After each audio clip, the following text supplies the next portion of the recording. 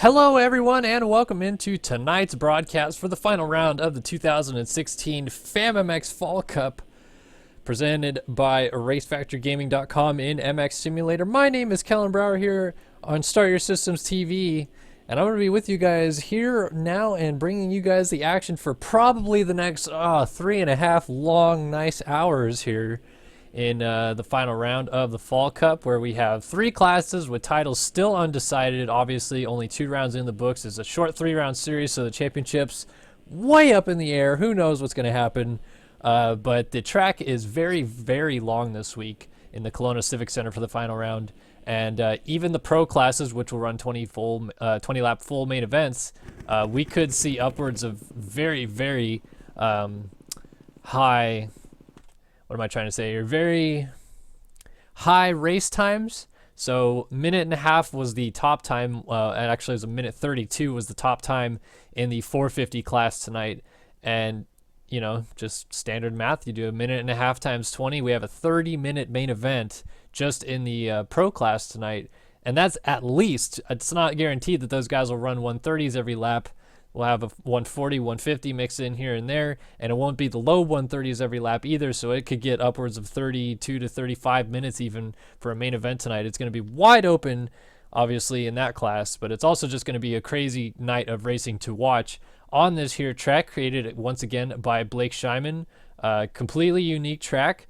You see all the Supercross stuff going on in here, but outside of the stadium, you can see on either side of that Kelowna Civic Center sign, it exits the stadium, it does a U-turn, another U-turn, and then kind of a corner at the back, and then there's some jumps, and then it comes back in.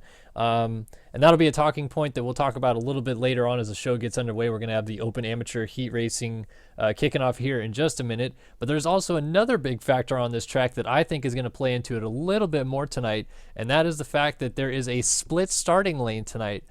They will come in side by side on either side of the stadium where those tunnels are, straight on from us here on the camera. And they will turn right or left, depending on what side they end up, and end up going straight down the middle of the stadium where you see all those rollers kind of behind this yellow FAMmx blimp right there. They come together, and it's very quick, and I think there could be a lot of contact, a lot of pushing and shoving going through that first section. And we're going to find out here in just a minute as those open amateur heat races get underway. But looks like everybody in chat is here, and looks like everything is going smoothly and as planned. So hopefully we are good to go on my end, and you guys are going to sit back and watch a nice night of racing here. Nice long night of racing. It's going to be entertaining. It's going to be long and crazy and fun and festive, and the chat's going to get involved, and we're going to go racing, and there's going to be people crashing, and there's going to be feelings hurt, and probably a punch or two. It's just usually the things that happen in a Race Factor Gaming event, especially when we're live streaming here on Start Your Systems TV. So I'm glad that you guys could join us tonight. You're going to sit back, you're going to strap in, and hopefully stick with us for this nice long event, the final round of the FAMmx Fall Cup. I also will remind anybody that is currently watching, before we get the racing underway, don't forget to tune in to the final round of the SX Madness Series coming up on Thursday. That is 2 nights away from now. We will be on the Las Vegas Strip. There will be qualifying, which we will live stream at this exact time 2 nights from now. And then after the hour is up of qualifying, we'll get into the racing. 2 moto format that night for our main classes, our SX Madness Series class, which is going to be very entertaining to watch. And hopefully it'll be a treat for you guys to watch that championship wrap up. And then obviously we'll be streaming on Sunday as well when the team championship goes down, when we get into that a little bit more. But we'll get into all that when the racing comes up this week. Right now, it is the final round of the FAMmx Fall Cup. And we're going to be bringing you guys all of the fun action any second now. Not sure what we're waiting on at the moment. Alex Heckman wants me to say hi to him, so I'll say hi. And while we're just kind of cruising around, I'll talk about the track a little bit, since I didn't do any preview videos this week. So the start, it comes in right here, and you can see where it comes together in between these bales. I can actually go over to this other side right now real quick. And it comes in straight on from that back there, and it'll turn in right here, and that's where the track will meet up again later. And we come down this long, kind of whooped out straightaway, some rollers, and kind of an interesting section in general. You don't usually see like a roller section in a supercross track. And then right into it over the finish line jump, and it does not count that first lap, which is good. So we'll have full races, and I'm gonna mess that corner up. And of course fall down, because everybody wanted to drag bar, and it also means that the second you tip over, your head smashes into the ground and you fall off the bike. So you come down this straightaway, and if you don't make a complete mockery of it, you'll end up on this tabletop, jump down, nail the supercross triple, and go by the SYS bales right there, of course, but then hit the next supercross triple. I believe those are the only 2 supercross triples on the track. And back here, on, off, and nice little cheeky quad, double up into the corner, loop around out of this guy and triple in. Then you quad here and triple out. Should be a pretty standard line that we'll see most of the top guys hit tonight. A whoop section here. U-turn. The track's changed a little bit since we saw the virtual laps anyway, so it wouldn't have mattered too much. You can triple in here, triple again, and then you're supposed to be able to quad over this table and triple out of the long rhythm, exiting the stadium. And now we are in the back part of the stadium. Really tall, kind of bumpy uphill there, and then a double. Then this is kind of like the 12 or the 10 commandments at Loretta's, but there's only 9 of them, evenly spaced apart. And I was trying to bust out a couple triples in there. Little rhythm section out here at the back as well. Come on down, and a little tabletop. And this is around the back of the track now. Little triple. Then you get on the gas and re-enter the stadium, but you have to get right on the brakes again as there's a berm coming back in.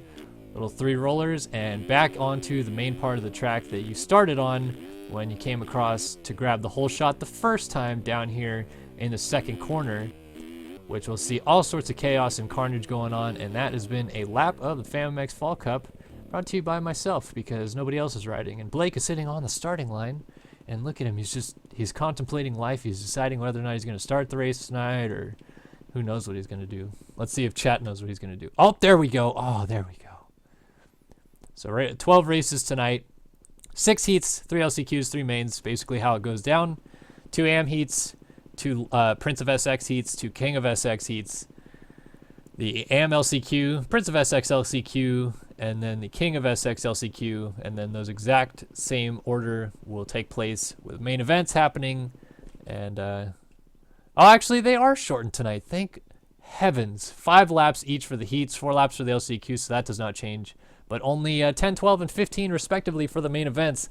So we don't have to go through a nice long 30 minute main event pretty much. Well, we got 26 people hanging out in the chat tonight, which is awesome. Glad to know that you guys are here joining us tonight. What the heck? Benny Landry says, Kellen is not my president. Well, good thing I'm not then, guy, because I'm not the president of the United States of America. See, this is how you're supposed to do this section. Triple, jump onto the second table, jump down, and backflip the supercross triple. Or if you're Matt Burkeen, you'll swing around here and front flip the supercross triple. And if you're me, you won't race because you'll be streaming. That's okay. I enjoy streaming. You guys are always so nice on the streams. When I stream, I get compliments like, thanks for streaming, Kellen, you're awesome. And when I race, I get compliments like, go fuck yourself, Kellen. You crashed into me while we were battling for the last transfer spot or something like that. So streaming, there's usually a lot nicer of an audience.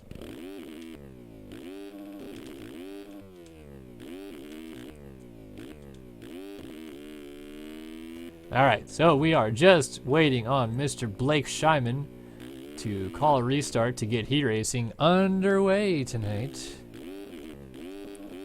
Final round of the FAMmx Fall Cup.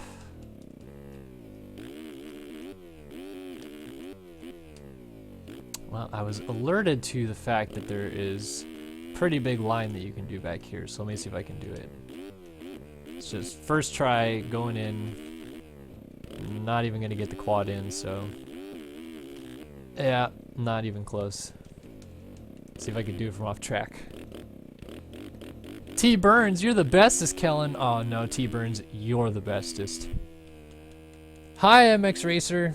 MXS Racer, I'm sorry. Alright. Coming from off track, let's see if I can nail this huge line that people were telling me about earlier today.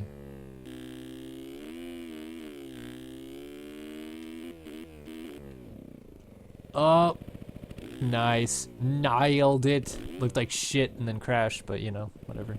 Let's go, Blake. Jesus Christmas, what are we doing? Sitting here with our thumb in our bum. Good gravy. Don't got all night, man. Ba-da-ba-da-ba. Ba-da-ba-ba-da-ba. Sorry.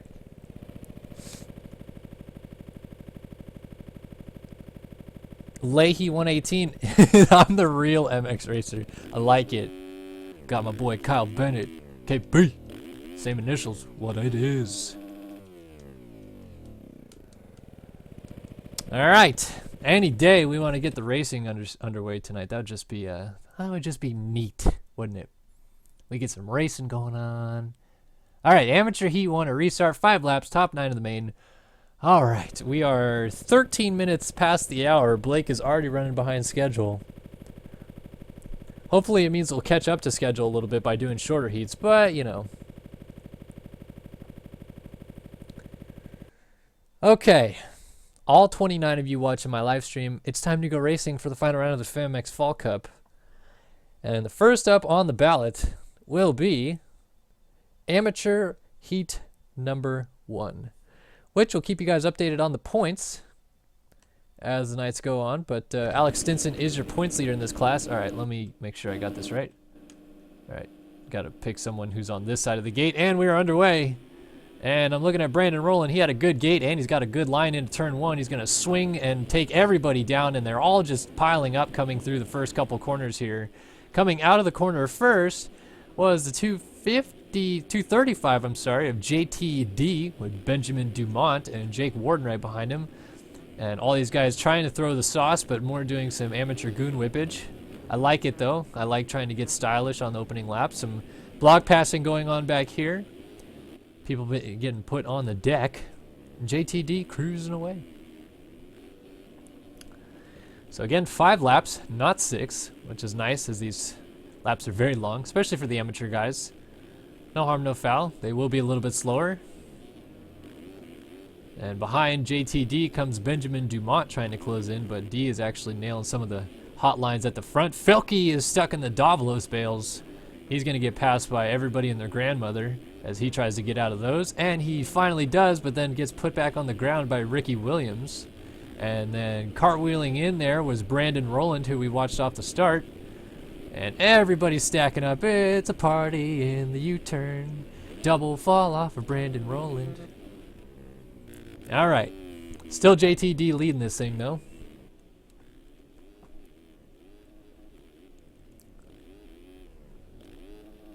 It's got Benjamin Dumont trying to keep things close, but so far, D is cruising.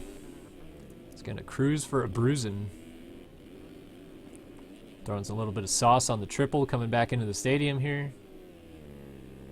So I will admit, it was quite hard to do cameras for the race tonight, especially with the split start, which will only see the right lane ever go, because you can't splice cameras. Kevin Davis opting for an inside line there. Jake Warden is back into the stadium. These guys are going to get spread out nice and quickly here.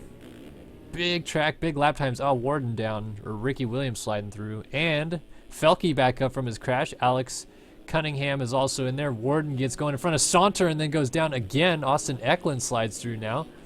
Caden Speck and Bodie Parker going through. Yeah, again, if you guys are just joining us right now on the track, Open Amateur Heat number 1, 5 laps, top 9 are going to transfer into tonight's main event, the final main event of the FAMmx Fall Cup. Right now it is Austin Eklund in the last transfer spot, but Felke is down again, and that's going to allow Caden Speck in. But Eklund is trying to close in on the keyboard warrior. Simon Saunter, and Eklund just put Ricky Williams on the deck.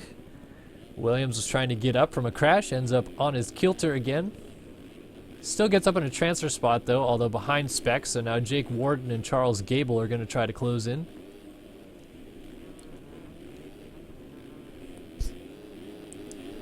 Through the lone set of whoops.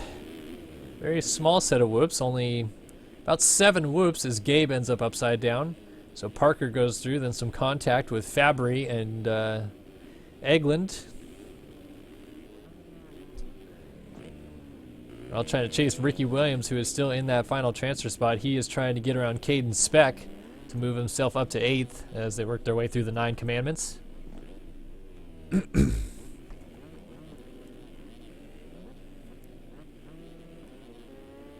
Oh, we got another rider down. That was Kevin Davis. He was in 3rd, and he is sliding his way back into 6th now. And actually, Speck and Williams are 7th and 8th, so the final transfer spot is held by the 15 of Body Parker.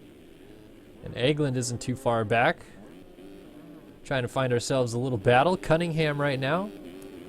Oh, is actually going to make some contact there with Benjamin Dumont. Dumont was just passed by Eklund. And JTD has an enormous lead, but Eklund has now climbed his way up from about 9th to 2nd. He slides out. Going to lose a spot to the keyboard warrior, Saunter. So Simon Saunter slides his way into the 2 spot, but Eklund with a great line around the outside is trying to pull alongside. Saunter is going to triple into the corner and hang on. But Eklund, if he's close enough, can maybe make a pass, and there it goes. A mistake there from Saunter. And Eklund now back into the 2 ride.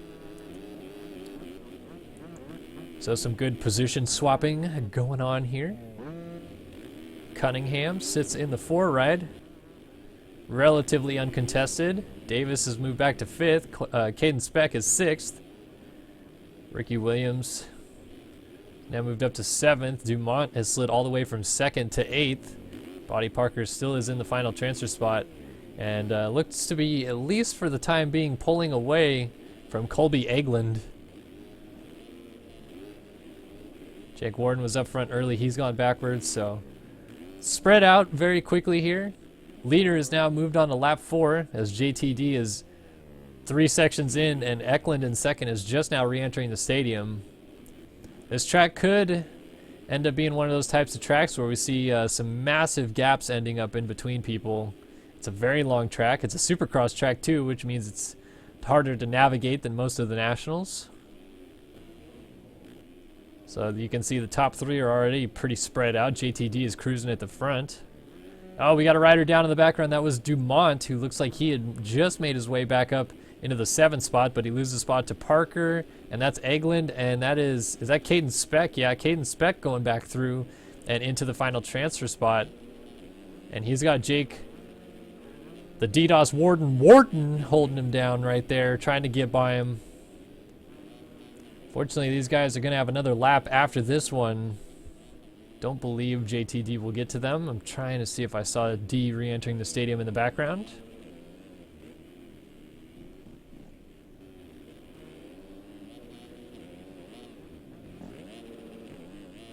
Oh, I just saw Warden eat it in the background. So Speck is getting away now, but he just made a mistake right there. Dumont nails the triple in. Nails the quad, and Body Parker was actually on the deck in the middle of the rhythm, so Dumont back into the final transfer spot. Getting all kinds of sketch, but riding through smoothly. He's going to try to run down Caden Speck, who is having some more problems in this rhythm section, and here comes Dumont, closing right up behind him. White flag is in the air for your leader, JTD, but we already know he's long gone at the front. So we're watching this battle here for the 8th spot between Speck and Dumont, with Body Parker trying to get back into the last transfer spot in the background. Dumont is all over the track right now. And Parker's got a great line coming into this rhythm. He's going to pull up right behind these guys. We got a 3-rider battle here for 8th. And they're going to try to come back into the stadium cleanly, but Parker missed a triple. Dumont swinging around the outside, trying to show a wheel to Speck, and they're closing up on Cunningham as Speck decides to use some alternate routes there. Dumont has got to be a little worried about Parker here, but everybody's so close that one mistake from any of these guys could mean losing a transfer spot. Cunningham right at the front of these guys is in 7th now, and Dumont just makes a mistake. Parker jumps off the track, misses a lot of the track, but jumps back on in a transfer spot. Will have missed a gate there, so he'll get some cuts from that. And, oh, Dumont was trying to throw a wheel down the inside, but has to check up and double the Supercross triple there. Now Parker makes a mistake entering the rhythm. Here comes Dumont back by, trying to at least, but he's going to jump off the track. No, nice save. Lost a little bit of time, though. Oh, Cunningham just getting up from a crash, so he's back to the 9 spot. Dumont is trying to close in on Cunningham now. He's taking a peek up front. JTD is nearly there. Oh, Parker is stuck upside down in the corner here, and that is Dumont and Cunningham going through for the time being. We'll come back to this for a second, but up front, JTD, pretty much a wire-to-wire victory. He wins Open Amateur Heat number 1. It's all pretty settled in this group of people, but Dumont and Cunningham and now Buddy Parker, Jaden Fabry, they're all pretty close here. It is Cunningham, I believe. Yes, in the last transfer last transfer spot. So he's got to stay smooth. You can see Parker is lurking there in the background. Oh, Cunningham makes a big mistake. Parker, is he going to triple in? He is, and he gets right by him. He was kind of magic manning. But into the final transfer spot goes Buddy Parker. This triple is tricky coming back into the stadium. Cunningham, is he going to... Oh, he just goes straight on into Parker. Parker knew it was coming and stood it up to go off the track. Cunningham, better known as Alex Puntingham, likes to go straight in on people. There's no way he was making that corner. And in the end, Parker read it perfectly, went off the track, and is going to make the main event here as Fabry comes across in 10th. Cunningham misses out in 11th. Roland is 12th. Perez 13th.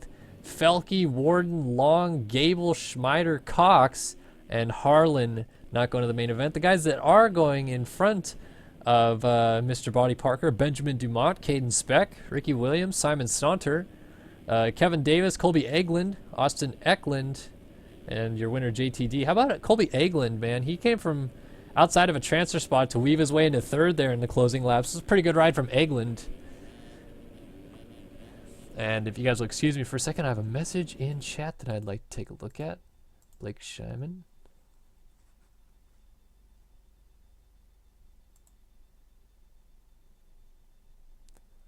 Well, I'm just going to say...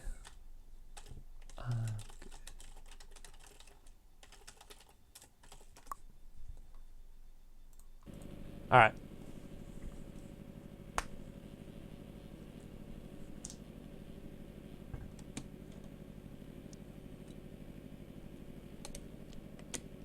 All right, Open Amateur Heat 1 in the books. I'm already apologizing for the fact that I'm going to lose my voice tonight. Long night of streaming. So, trying to save my voice by drinking a lot of water. Water rules. Hey, AEIFZF, could you ask that question again right after this heat race ends? Because I'll go into my thoughts about that question that you just asked. I'll happily answer it, but I would rather focus on the racing, which is about to happen as soon as I load in. All right, there we go. I didn't miss anything. All right, so get to see a little bit of what it looks like. These guys starting outside of the stadium. We're only going to see one side of the gate. The other side of the gate is off to the far right-hand side of the screen as you're looking at it, and they will enter the track and the stadium pretty close with these guys. Alex Stewart got a terrible start. Carson Forkham did not, and he comes out with the whole shot. So Ulver and Nichols settle in behind him. Ethan Olson and Kyler Hockey inside of the top 5 over the line doing some dualies. And there's just a cluster fuck of people down in the corner back there. Mullins comes out of that one. He's in 6th. Then Althouse 7th, Carvalho 8th, Hildebrand in 9th. And then there is your points leader, ladies and gentlefish, Alex Stinson, who comes in tonight. And he's actually about to pass his way into a transfer spot right there with a nice move. Stinson comes in tonight. 6 points clear of Dale Mullins. Oh, almost some contact there with Hildebrand. Nice move to avoid any further contact. But this man right here, 6 points behind Mr. Alex Stinson, trying to win a championship here tonight, and not going to do it by going down right there. And Stinson's about to pass him, get a better gate pick for the main, theoretically, right now. Top 9 transfer, though, so just transferring through will be a win for these guys, especially with the championship on the line. And actually, in this class, realistically, with 25 points on the line tonight, there are still 12 people alive in the championship, theoretically, all the way down to Mr. Kevin Davis, I believe, on 16 points. Still mathematically alive for this championship. And just like that, Stinson was outside of a transfer spot over the line. And now finds himself in second behind Carson Forkham, who's throwing a little bit of Oppo style. There is Stinson with Nichols, who's just going to double his way in right here. Going to get passed in the process by Mullins. So now we got our two front title contenders locked together here at the front of the field. And Mullins down the inside. Stinson knows better than that, just checks up and lets him go. Stinson's goal tonight would be to keep that man who is right in front of him as close in front of him as he can, and not let Mullins get too many spots ahead of him. If, let's just say theoretically Mullins wins the race tonight, Stinson would have to podium to win the championship. So that's just to show you how close this title still is, and these two guys have been going at it for the first 2 rounds of the series. Can't count out Mr. Kyle Scott, who's actually on the 10 points back. Oh, and our 2 championship hopefuls are down, and they are not going to get passed by anybody, and they get up in the same exact spot as there's a big cluster of people coming through here. Doyon, triple quad tripling his way through the rhythm, now finds himself right behind Stinson. Then there is 10 points down to Mr. Kyle Scott, battling it out with Kyler Hockey. Scott down the inside makes the pass back.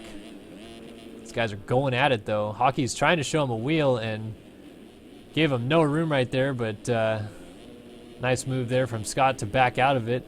Meanwhile, trying to figure out what's going on here. Well, what the hell is going on here? We're having the mannequin challenge in the amateur class. All these guys stood up in the corner. Somebody was down in the rhythm lane, though. Joey Nielsen, perhaps. Dale Mullins was also down.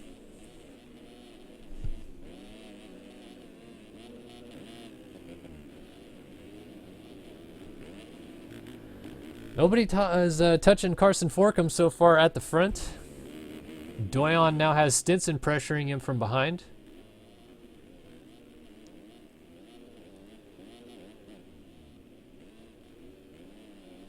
So this is your battle for second on the screen right now. And Stinson looks like the man perhaps on the mission right now, trying to show Doyon a wheel. Doyon does have the power of the 450 to his advantage. He just scoots away on that Monster Energy Yamaha. Seems like in these rhythm sections is where that 450 power really comes into play. These are quite large rhythm sections. And Doyon hitting them with relative ease so far. This is a section where he did triple in last time. Does not get it this time, but you can see Kyle Scott wasn't even attempting to triple in. And now Kyler Hockey is trying to close in on that battle. Hildebrand has lost touch with those guys, and Kyle Scott's trying to close up on him. Dale Mullins is back in the 8th spot, I believe, and this is Nielsen. No, actually in the 8th spot, Nielsen is, but he just made contact with Ulver, and they both went down, lost a bunch of spots, including a transfer spot to Tim Althouse and Tyler Nichols, who are now in 8th and 9th. Nichols goes down, so here comes Nielsen again. And that was the 318 of Olsen trying to shove it down the inside of those guys, with Michael Hodge also mixed in. And the timing gates are kind of messed up, so it doesn't really pick up who I want to. Here's Timmy Briscoe also mixed in. Michael Hodge goes down. Max Spokes weaving his way through. It's all mixed up. Nielsen is back in 10th. So that means that Nichols is our man in the final transfer spot, or the man on the bubble, as we like to call it.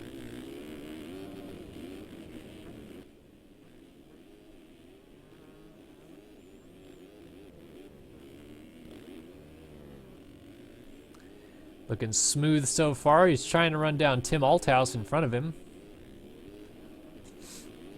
And Joey Nielsen wants to make it into the main event tonight, so he is going to have to get around Tyler Nichols if he wants to do that. And that is Kyler Hockey is sitting in the track, letting people go for some reason. He's trying to weave his way back to 9th right now for some reason. Not sure what the plan is there.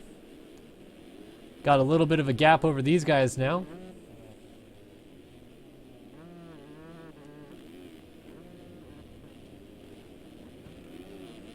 And Hockey is still making some mistakes there.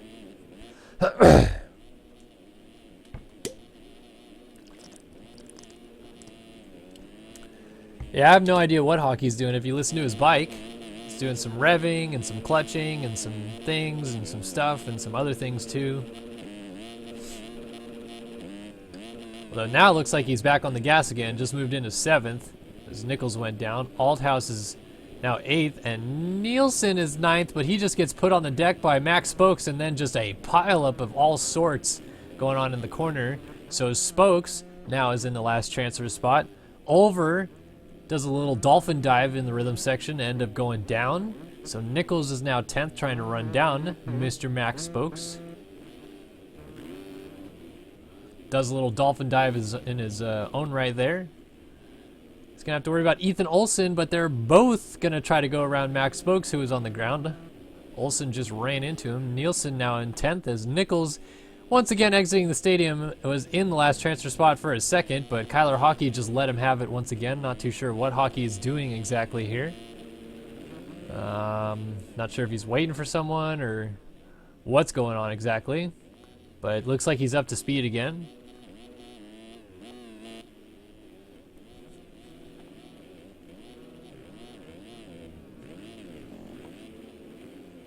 The name of this track is Kelowna Arena?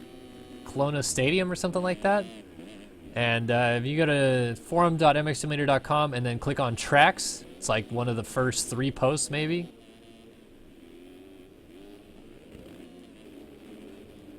Oh, we've got a change for the lead that I did not pay attention to. Actually, a good battle for the lead coming down to the wire here. Doyon and Stinson both got around Forkham. And we did not see it, so this battle has been going on for second. It's now the battle for the lead, as your points leader is trying to notch a heat win here, but Phil Doyon does not want to let that happen.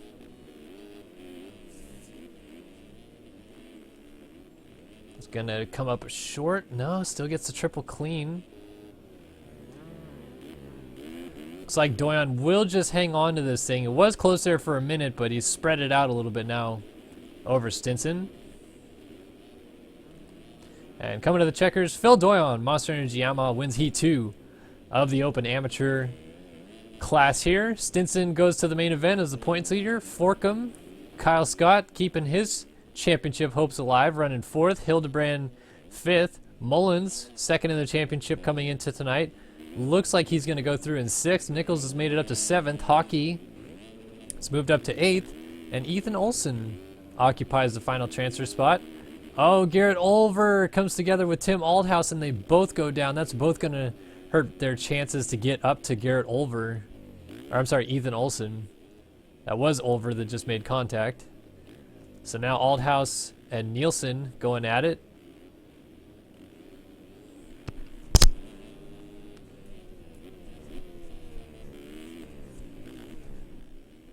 And there is Hockey once again waiting to fall back to 9th.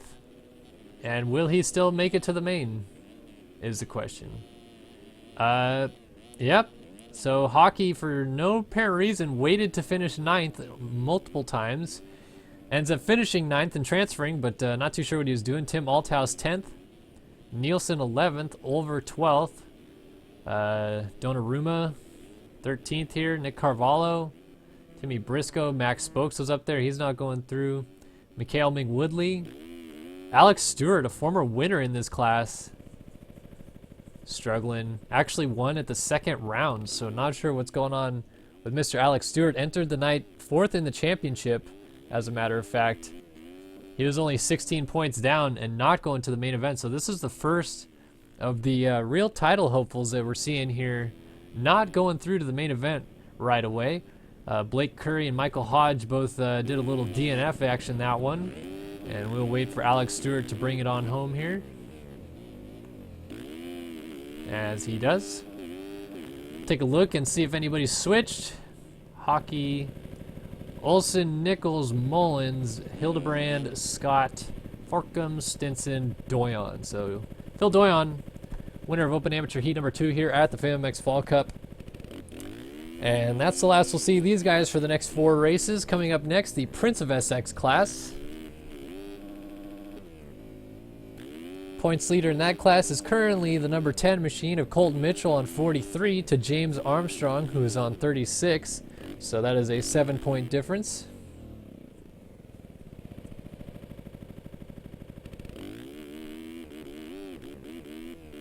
Some serious rage kind of going on in chat. Carson Forkum says, that was for me. Right on, Carson, making the main. Motor Racer 1 is not too happy. All right. Question in chat is, what do you think about how this year of Supercross possibly being timed main events? It actually might be just 18 minutes or 20 minutes now that I'm thinking about it again, but still interesting. So personally, I think that the idea is a good idea. It's very, very good for television because television can never predict how long a main event will be. This year, we've had some main events that the lap times are so short, and this is talking in real life, that the times are so short that they did 14 to 15 minute main events, and there was only, I believe, I want to say 2 races all year long, not counting Daytona, that were over 18 minutes in length. So all it does is it's just going to add more racing. They're going to have to do more laps and stuff like that in real life. So I like it. We'll see what happens with that. But we're off and running in this Prince of SX heat number 1, and it looked like that might have been Stefan Guido coming through at the front, but it's actually Hunter Friesen getting the whole shot. Guido comes through in second with Clint Martin and Justin Harper right there. Chase McDonald, Thomas Sillick, Jared Gaskew, Dade Honeywell, Finn Collins, Chase Blakely, Hunter Deischer, Brandon Hedge, Cody Branson, Bryce Whelan, Logan Heagney, Matthias Janis. So only 16 guys started this one. So not a full gate tonight, and no sign of either Colton Mitchell or James Armstrong in this one, so we'll have to see if they're in the next one. Jack Zars would be the man third in the championship entering this. He was actually tied for second, but we haven't seen Zars particularly competing in Race Factory events in the SX Madness series in the last 2 rounds, so not too sure what's going on with Zars there.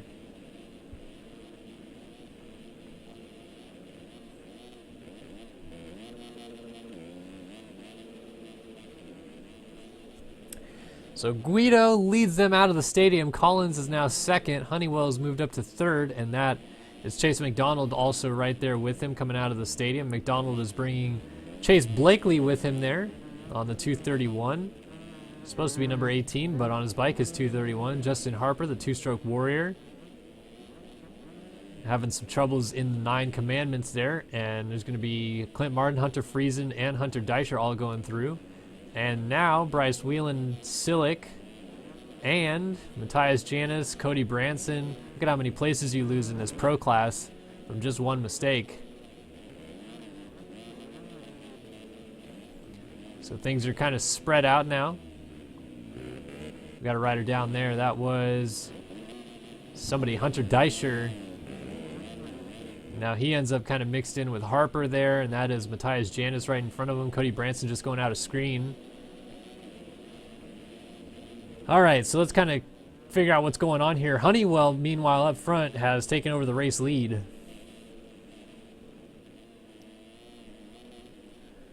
Chase McDonald has moved into second as Finn Collins has dropped to third. We've lost Stefan Guido. He's getting up from a crash after the triple there, so Clint Martin has moved up to the 4th spot. Friesen still running in 5th after the whole shot. Guido back to 6th after leading. Has Sillick in 7th right there, giving him fits, and then a fucking freight train of people. Branson 8th, Whelan now into 9th as Janis went down, and then there's some cartwheeling going on, and Blakely hit the deck, but Whelan came out scot-free. Logan Heagney is doing some topsy-turvy shit in the corner there. And Brandon Hedge ended up now inside of the top 10, but he needs 9th transfer. Hunter Deischer also got through. Justin Harper's doing some Bonaire Leclerc action as he's got Jared Gaskew shoving it down his inside and taking them both down for no apparent reason outside of the transfer spot. Matthias Janis weaves his way on through. Are we still having some more fun going on back here? As Gasquet, no apparent reason, still trying to shove it up the inside of Justin Harper.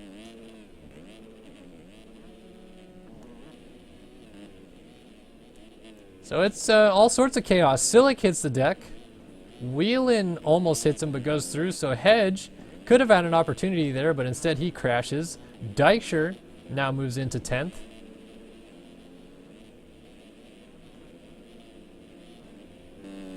And it is just all kinds of fun and chaos here, isn't it?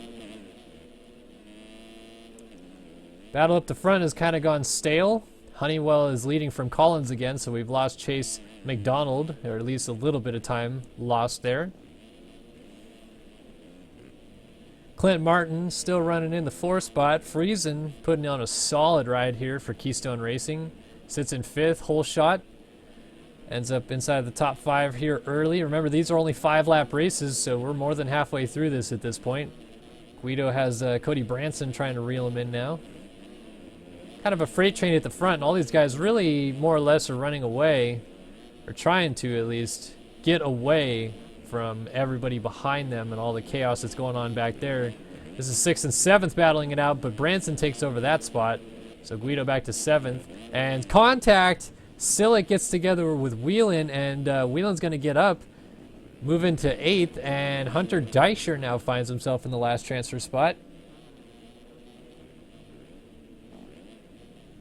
Oh, and then Deicher goes down, and Chase Blakely is trying to make the pass on Silic, who's off the track there. So now Silic is going to follow him outside of the stadium. I believe Blakely just moved into 9th, if I'm not mistaken.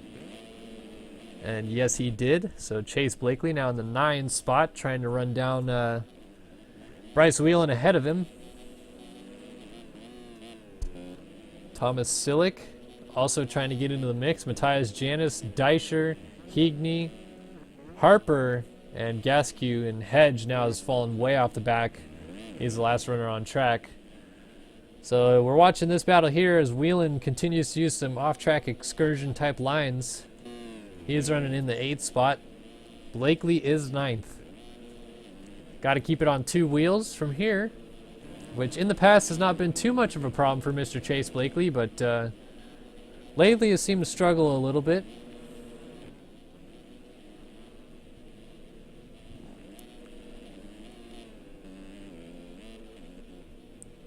It's actually closing up. Well, Whelan really is closing up on Guido and actually just made the pass, so Guido's having some issues here, the rider out of Switzerland. And he's about to be under pressure from Chase Blakely, who just made a little mistake. These guys are closing in. Bubble spot about to change hands by the looks of it here. Blakely on a charge, and Guido off the track, now falls back to the 9 spot. So can Thomas Silic start chomping away? Guido is actually a very talented rider. Has finished top 5 in RF races before, but right now not having a good go of it at the FAMmx Fall Cup.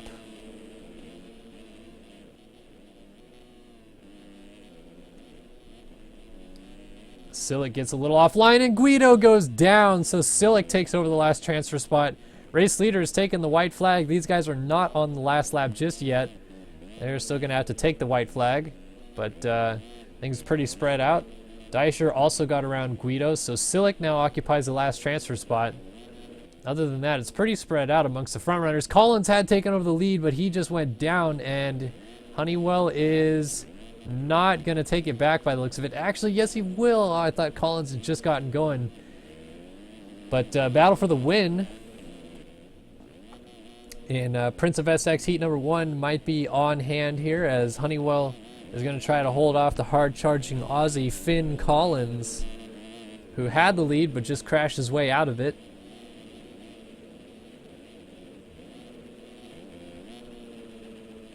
Oh, Collins. Oh, he makes a mistake and hits the deck. He was trying to stretch out that quad. Just got a little bit wrong and then lost his front end down into the gap, and he just got passed there for second by Mr. Clint Martin. So this should be a runaway win now for Honeywell unless he crashes once again. But even if he does, Martin might not be close enough to get him. So these guys are all pretty spread out. Branson and Whelan teammates running 5th and 6th. Chase Blakely's moved up to 7th. Friesen's back to 8th, but still in a transfer spot with Deischer right on him here. As they're coming on their way outside of the stadium here. And Deischer goes down and hits Hunter Friesen, who is thanking all of his stars and glory there that he did not have collisions on that wall as he just went straight through it. Up front, Dade Honeywell is your winner in the Prince of Essex heat number 1. Whelan with a little Oppo whip action. So Friesen running 8th. And battle for last transfer is on. Silic with Deischer right behind him and Guido trying to close in. This is all for play here. 3 riders and 1 spot on the line unless Friesen goes down. We'll try to keep an eye on him. Will Deischer get aggressive? Will it take both of them down? Might be a good idea for Guido just to hang back. This is a spot where it would happen. Silic is trying to shut the door, trying to keep the door shut. A nice over-under by Deischer, but Silic runs him off the track as they come back into the stadium. I think he's just going to shove it down the inside. No contact. Guido tried to get in there, but in the end, Silic out-defends his position and hangs on by 0.6 of a second. Last transfer spot going to him. Deischer misses out. Guido not going through. Janice, Higney, Gasque, Hedge, Harper, all out of the race. So we'll watch Brandon Hedge come to the finish here.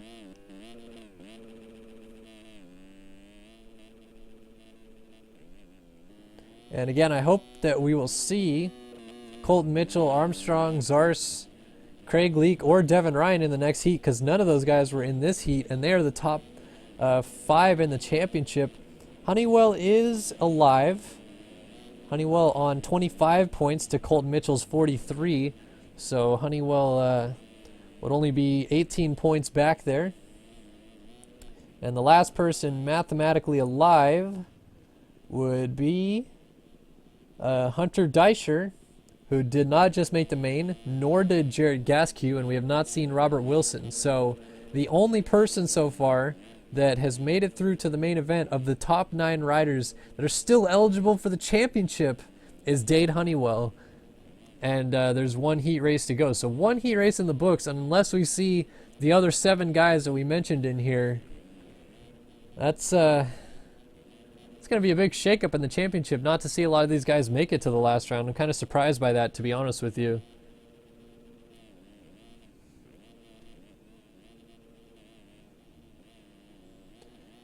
So we're waiting for Prince of Essex heat number 2 to get lined up here. Thank you guys again for joining us. So glad to have a nice live audience. If you're watching this back on YouTube, twitch.tv/StartYourSystemsTV. We stream pretty much every Race Factor Gaming event and have so far this off season. And if you want to make sure that you don't miss any of our events, you can follow us on Twitch, but you can also like us on Facebook, facebook.com/StartYourSystems. Follow us on Twitter, twitter.com/SYS or like us on Instagram, which is instagram.com/StartYourSystems. And we post all sorts of stuff about when the races are going to be and whatnot on those social feeds. So I already see 3 title contenders in one shot here as Devin Ryan, Jack Zars, and Craig Leake are all on this side of the gate. But who's going to come out with the whole shot is the big question mark. It is Sean Klein on the 74. Craig Leake is trying to get down the inside and will take it. Remember, Craig Leake, 4th entering the night, is 11 points back, matches his number there of our points leader. Colton Mitchell, who is also in this one, he is right here on the 10.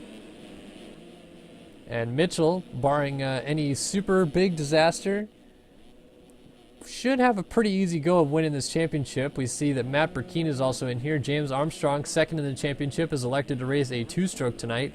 And holy stacked, this second heat is full of talent. And it is currently being led by Craig Leake, who just made a little mistake there. Still gets the double in as Cooper tries to get the triple in. And then we got all sorts of different lines being taken. And that is, I believe, Craig Richards just jumping his way through. No, it is Jeremy Seabolt running Richards' bike and Stanley's gear for some reason. He's pulling a Shipley tonight, but he takes the lead from Craig Leake. Jeff Cooper is all over the place behind these guys, but hanging on to 3rd right in front of Carson Tickle.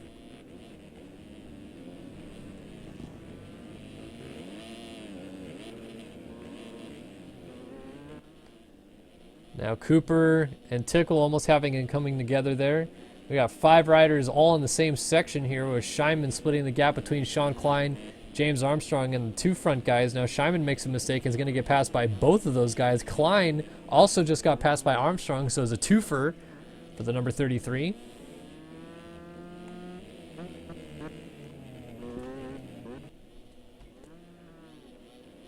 Jeff Cooper had Tickle going back and forth across the front of him. This battle is for third, but watch out, Armstrong showing him a wheel, trying to get down the inside of him, and not able to make the pass just yet, but he is lurking there. And we got a 3-rider battle now going for second on track. I'm sorry, this is third on track.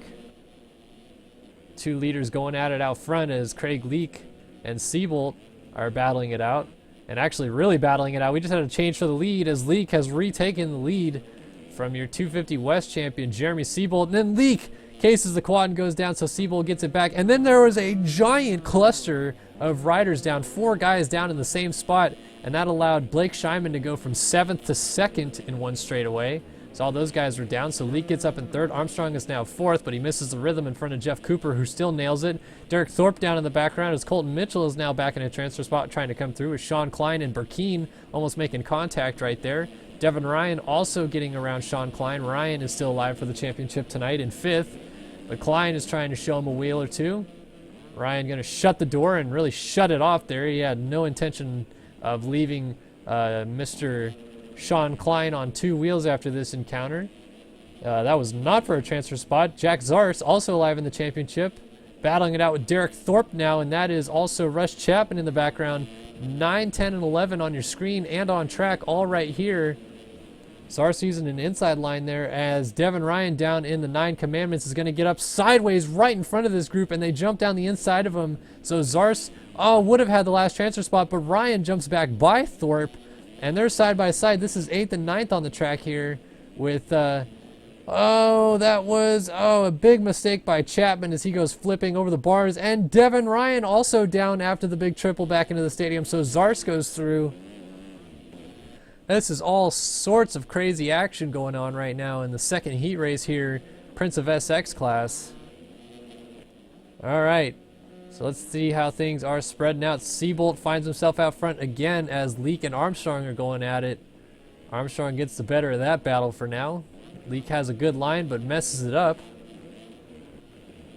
Jeff Cooper getting passed by Colton Mitchell and trying to hold off Scheinman, but Scheinman down the inside makes the pass. Cooper shows him a wheel, and tripling in behind these guys is Burkeen, who's trying to split them as he comes down the inside, almost lands on Scheinman, parks it in the corner, and then puts Cooper on the deck as Mitchell was rejoining the track, and Scheinman got 3 for 1 right there as he moves into the 4 spot. Oh, and then Siebold was down with the lead, so we got 4 riders all together here as Mitchell's trying to triple his way by all these guys, and Burkeen comes from behind all of them to pass them all because Siebold gets sent off the track by Scheinman. Oh my goodness, and then that was somebody else coming back on the track just now. That was Siebold coming from off track after he got sent out of the way. Scheinman moved him out of the way there. So Burkeen slides into 3rd now behind Leak, and Armstrong has taken over the race lead. Good gravy. What great action going on right now.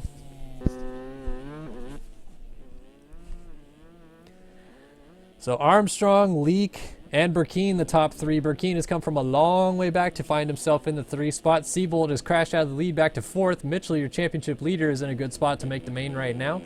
Scheinman was in that battle, but crashed his way back to 6th now with Derek Thorpe giving him pressure. Jack Zars is now in 8th, and Sean Klein battling it out with Jeff Cooper for the final transfer spot as they come back onto the main straight before the finish line here. Nobody in sight in the background for a while, so it's just these 2 guys battling it out for the final transfer spot at the moment.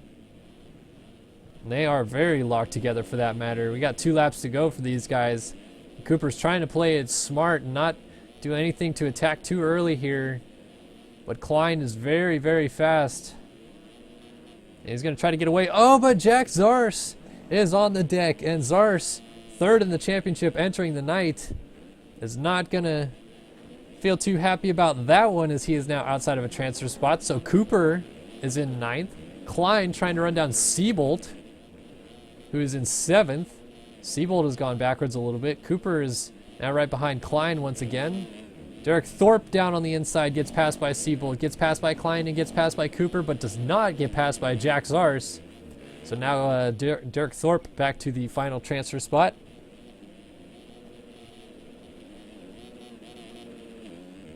He nails a quad on the way outside of the stadium, tries to pull alongside Sean Klein, had it for a moment, but Klein's trying to shut the door as he swaps his way in, blows some ruts and goes down and right in front of Thorpe.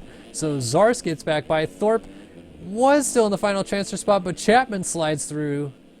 So Zars 8th, Chapman now 9th, Thorpe 10th.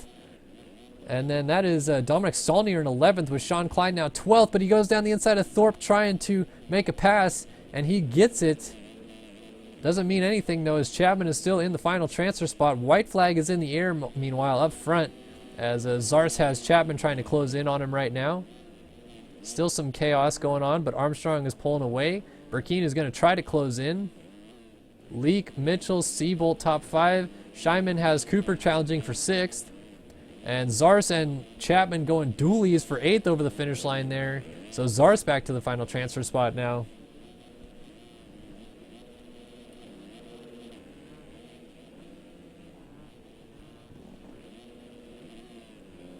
So can Zars hang on? He's trying to keep his championship hopes alive. Only 9 points back. Needs to make the main event here if he wants a shot at beating Colton Mitchell to this championship, which would be a huge undertaking. Nobody would have expected Jack Zars to win this championship, but he could still win it tonight. And Craig Leak just went down on the other side of the track. Russ Chapman, my goodness, that was a save and a half as he drops back to 9th. And then almost runs into Zars as they both jump off the track. Saulnier is closing in. I want to jump up front real quick, though. The battle for the lead has gone stagnant. Burkeen was closing in. But look at all these guys still are together as Leak gets around Siebold, who is down. He's right behind Jeff Cooper. Siebold gets up behind Zars in front of Chapman. Oh, and we got a rider down in the commandments here. That is Cooper, who lost the final transfer spot to Klein as your winner. Armstrong crosses the line. Look at this fucking train of riders here. Holy cannolis. Oh my gosh. And then Siebold just goes off the track, makes a pass on Scheinman, who is going to ban him for that. That was ridiculous. As Zars now battling it out here with Klein. And I think Klein has the last transfer spot on lock. Yes, he does. As long as they stay on 2 wheels. There was no need for that. Russ Chapman just put Jack Zars on the ground, costing him a transfer spot. There's absolutely no need for that. Jeff Cooper, Merry effing Christmas, son. You just got a transfer spot for no reason whatsoever. Zars not going to the main.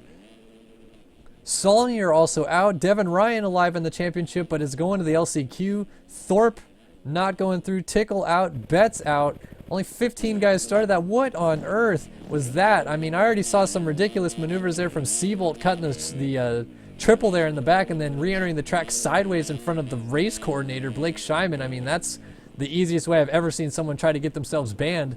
But then Russ Chapman, for no reason, puts Jack Zars on the ground. Oh my goodness, that was ridiculous. And some people pretty pumped about that. Not too sure what the deal exactly was there, and there was no reason for it, as far as I know, other than team tactics. Wow, so if that's any indication about what we're going to see in this Lights, this Prince of SX class for that matter tonight, then we're in store for some crazy, action.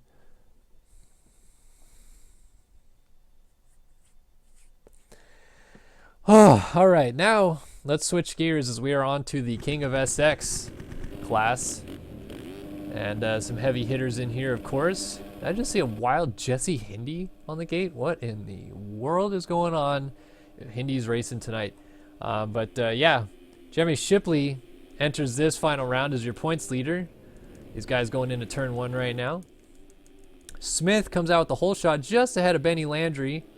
But Landry's going to take the lead going into the second corner here down the inside. And that is, Shipley and Smith coming together. And Smith, I believe, just missed the finish line. So Landry leads across the line. Yeah, Shipley leads by 10 points over Mullins. And Ben McLeod is another one point back of Mullins. So he's 11 down. And Still a lot of people alive in that championship. Holy crap, all the way down to 12th still alive in the championship tonight. And we'll talk about that in a minute. But Landry's leading this thing. Oh, not for long though as he goes down. So Brock Party Hardy told me he did not want to race this race tonight. Ends up leading in a heat race. How about that? Right in front of Jack Haley, who in his own right, Mr. Haley is on the verge of winning his first Race Factory Gaming Championship this coming weekend in the Lights division of the SX Madness Series, as he is the points leader. Right now, he takes the race lead away from Brock Hardy. And away he goes at the front right now. So Strelo moves into the 2 spot right in front of Hardy. These guys are right in front of Andrew Wood. We got a plethora of people that have had a tough time making main events this offseason running at the front. Tyler Fry, also another guy. Benny Landry. Jeremy Shipley is the first of the real kind of, I would say, title contenders we see running up front here.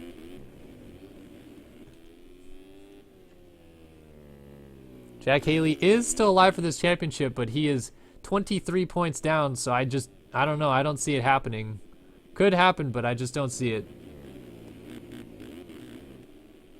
Especially with how many people are on the line tonight. All the chaos and craziness. Shipley trying to show a wheel on Fry as Landry's lurking in the background there.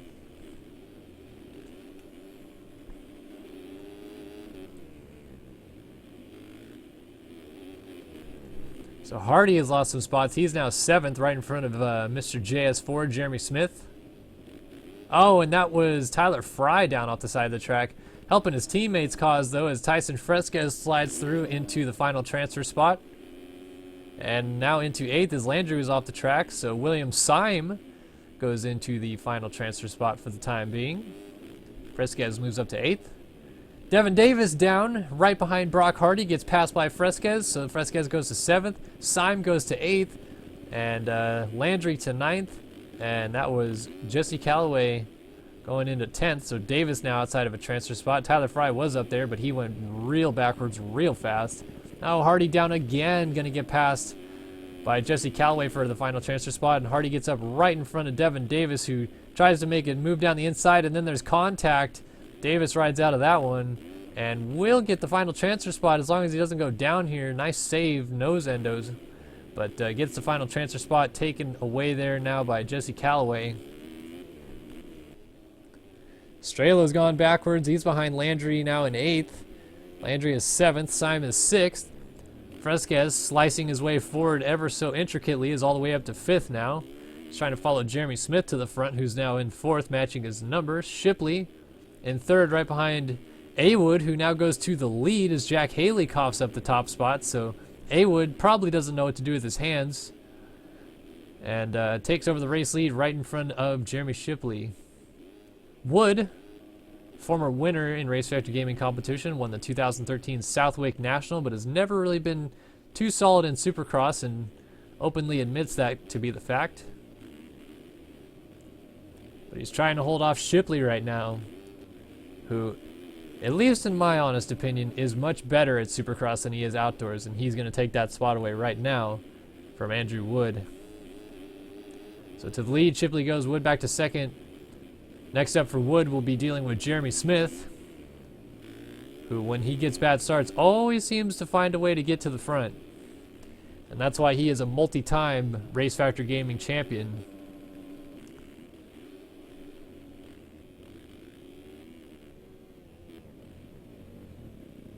Oh, Wood just blew 2nd. He's down up here in the corner, gets passed by Fresquez as well. So we got 3 heavy hitters running up front. Fresquez also alive for this championship, but realistically pretty far out of it, 18 points back. And Jeremy Smith, as we mentioned, pretty far back as well, so it'd be tough for him to do it. And Shipley is your points leader. So Shipley on the verge of winning this King of SX crown with a strong finish tonight. Only needs to... really only needs to bag 15 points or greater to claim this championship tonight. And thus Jesse Mullins will have absolutely no opportunity to catch him. So 15 points or greater. Theoretically, Sounds a little easier than it probably is. It's 6th or higher. But Shipley, very capable. Just needs a good start.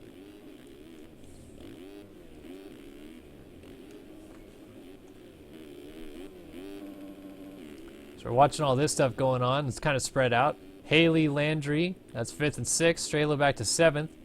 Callaway now finds himself in 8th, and Devin Davis has made the move into 9th around Syme. So Syme and Mr. Tyler Fry there on the 127 are going to have to go to work if they want to catch the aforementioned Devin Davis running in the final transfer spot.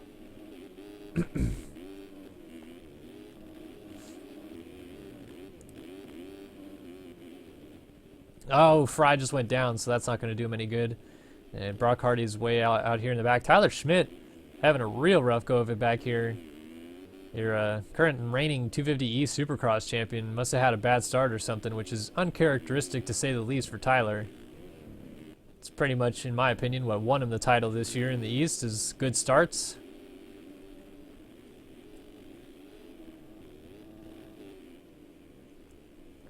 So white flag is in the air for Shipley. Still getting away from Smith, no problem. And Smith, ooh, good save. Got stood up there in the corner. He's going to have to deal with Fresquez soon. I would say Fresquez will get there, but I could be wrong. Smith does have another level in him that he could quite easily turn on, but he just makes another mistake. He's going to have to re-enter the track now and miss the main rhythm line here, which Fresquez will quite easily nail. And nail a 5 as Smith goes down. Fresquez just really did a line I've never seen through that rhythm section before. Triple on, off, 5-1. That's big. And now Smith getting up from his crash is going to be right behind him. Are we going to have a raging battle for second going onto the line here? I'd like to think so.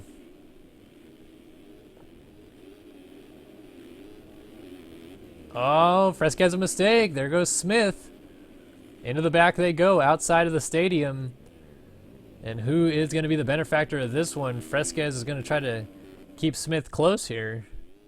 But right now, Smith is making it look easy. Fresquez used a very unorthodox line. He went middle and then 3-3-3 that rhythm, which is huge. But up front, your championship points leader is going to stamp his ticket to the main event in a big way with a nice win here in the King of SX Heat number 1. So Shipley well on his way to winning this championship here tonight. And to the line, Fresquez versus Smith is not over till it's over. And it is now over as Smith just gets him by 0.2 to the line. Haley all alone in 4th. Callaway has moved up to the 5 spot. Wood is solid in 6th. Strelo is 7th ahead of Davis. And Landry has now moved into the 8th spot. And Schmidt has made it all the way up to, Yeah, Schmidt is 10th. So Syme has gone backwards, Fry backwards, Hardy also a mistake. Hindi, haven't seen Hindi in ages. He's cruising around. Dominic Tiberino did not seem to start the race. Yeah, he did not start the race, so not sure what happened there. Oh, Strelo is down before the finish. He loses a couple spots as Landry and Davis go through, but he's got no time, or he's got plenty of time. Doesn't have to worry. And easily transfers in to the main in 9th place there. So Schmidt will just miss out. As will William Syme, Tyler Fry, Brock Hardy, and Jesse Hindi. And Dominic Tiberino, of course. So Syme over the line now. And we will be on to heat number 2 of the King of SX class in just a moment.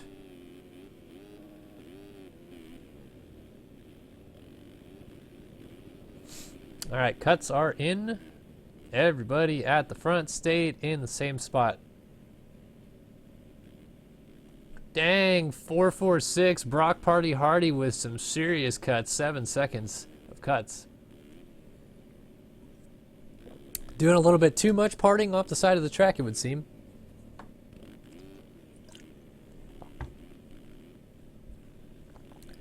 So in terms of the race program, we're just about halfway through the race program. After the next upcoming heat race will be 6 races in the books with 6 to go. The final 6 races will be the Open AM LCQ, the Prince of SX LCQ, the King of SX LCQ, and then all 3 of those classes will run their main events in that order after that. Am I a king? What's that supposed to mean?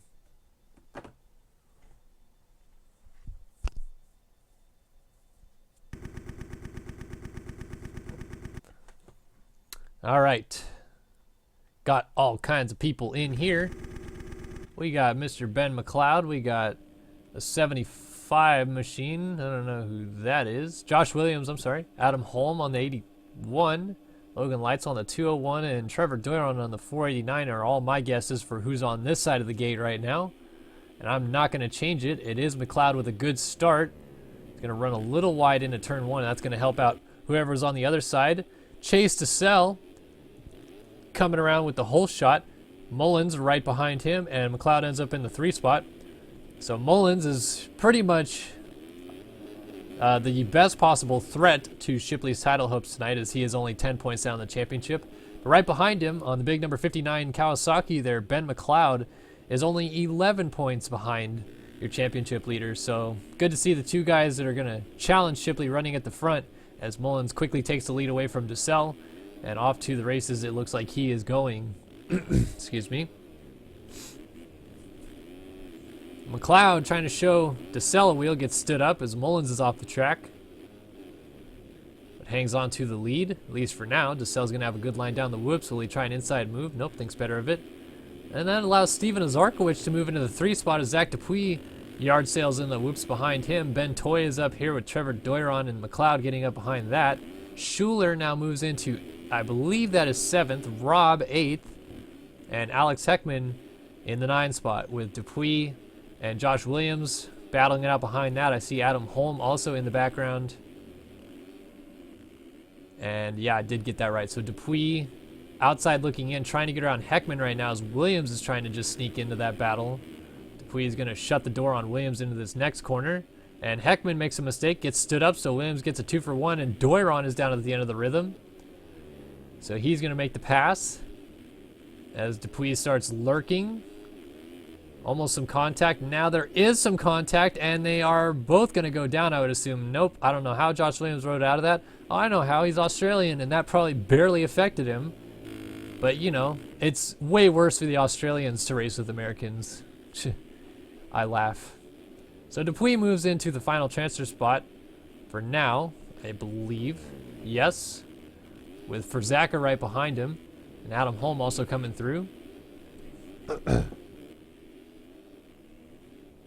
No, Kyler, I am not a king of SX. I believe Byron is, Seabolt, and Fjellberg, I want to say, are the 3 king of SX winners. Wow, look at Kyle Robb. He's nailing a line I've never seen in there either.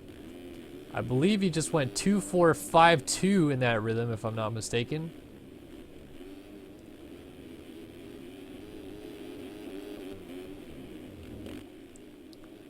So up front, Mullins is still just cruising away. No challenge.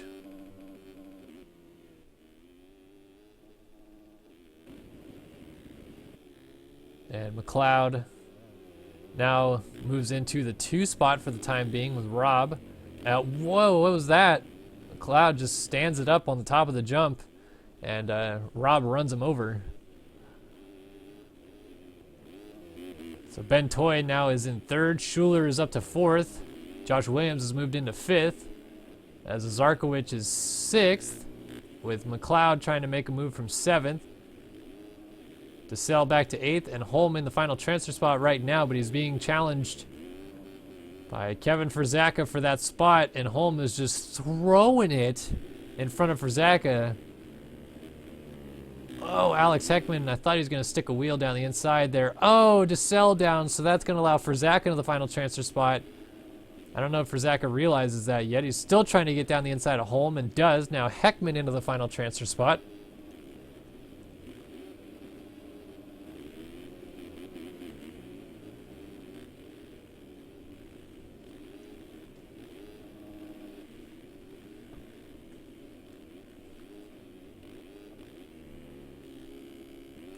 So Heckman now pretty safe. He's got Adam Holm to worry about behind him.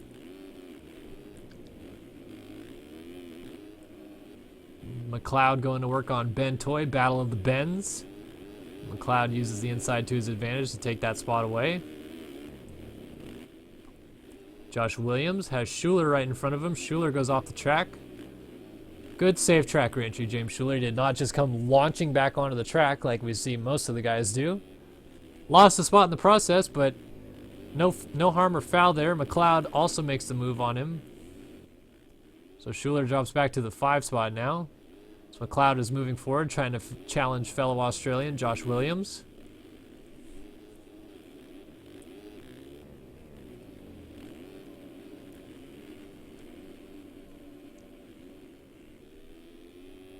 McLeod down the inside, gonna check up and use the inside to his advantage there. Really trying to show his countrymen a wheel. Up front, Mullins is cruising. So we're watching the battle right now for 3rd.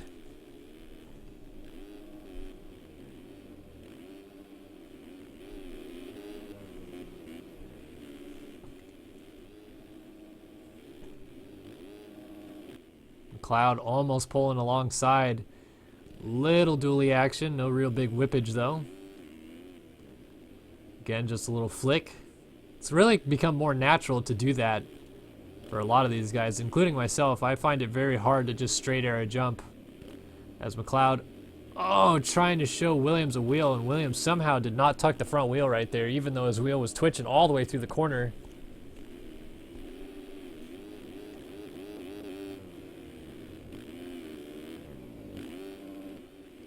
So McLeod settles in. Schuler is still inside of the top 5, but Toy starting to close in, try to challenge him.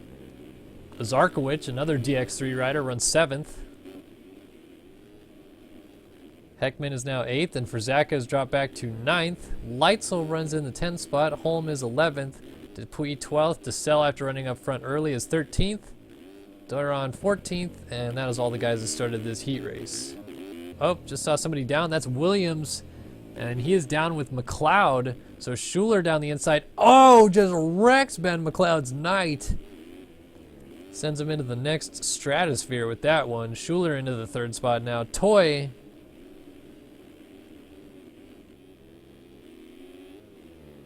moves into the 4th spot. Williams gets up in 5th. Zarkowicz now 6th. McLeod is 7th. But here comes Frzaka and Heckman from 8th and 9th. Trying to give him a challenge.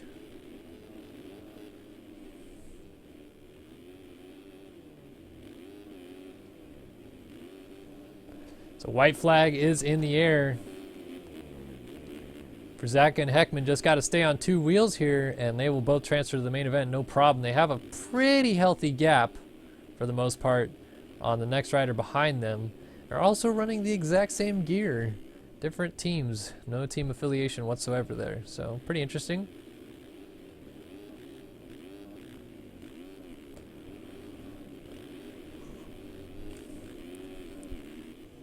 McLeod is starting to close back in on Zarkowicz.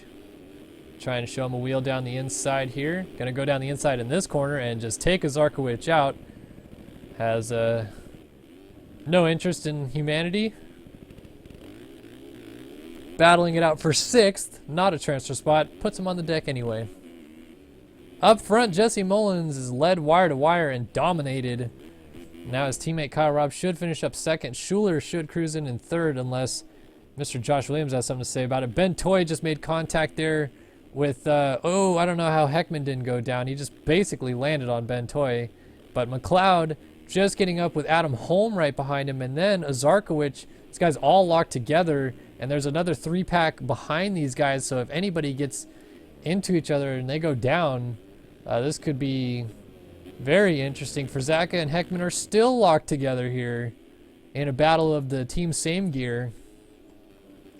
So Williams and Schuler are over the line. Heckman and Frzaka to the line. Heckman gets him and puts Frzaka on the ground. So Toy over, McLeod over, Frzaka still not over. He's actually kind of stuck there on the finish line. Gets over just in front of the 200 of Zarkowicz, as Adam Holm ended up coming through in 8th. 11th, Zach Dupuy. not going to the main event just yet. Neither will Logan Leitzel, as he misses out. Chase to Sell ran up front early, not going through here. Finishes up in 13th, and cuts are in. And everybody seems to have stayed in the exact same spot. So that is all the heat racing action in the books.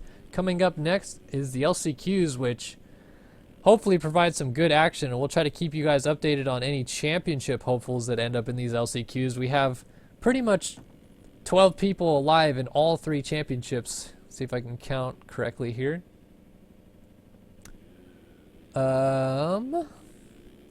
10 people are alive in the Prince of SX class for the championship still. And 11 people are alive. No, I'm sorry, 12 people are alive in the Open Amateur division. And in the Open Pro division, 12 people are also alive. And Strela made it through. Schmidt did not. Frzaka just did. Haley made it through. Burkeen's not racing. He's racing lights. Jeremy Smith made it through. St. Laurent is not racing tonight. Fresquez made it through. Williams made it through. McLeod through. Mullins and Shipley both won their heat races, so only Burkeen,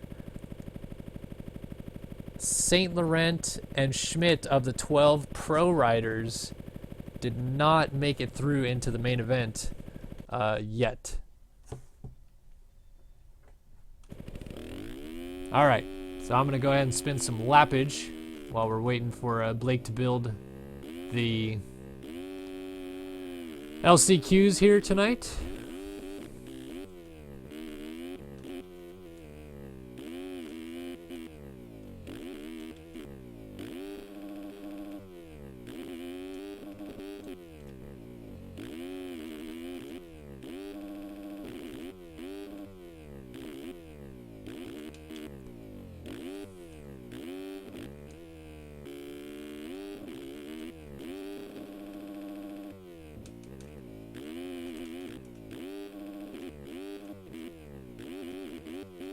Whoops. Alrighty, Mr. Blake Shyman.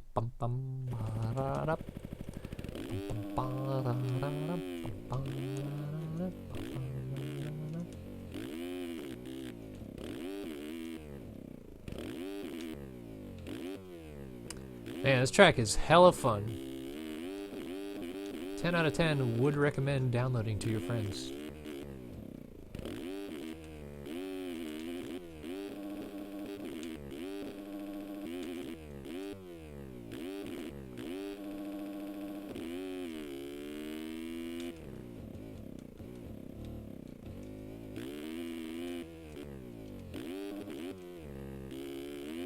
Whoops-a-doodles. Just waiting for a mate.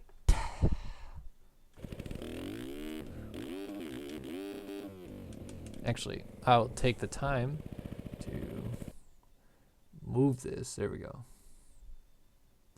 think it was bothering me. Okay.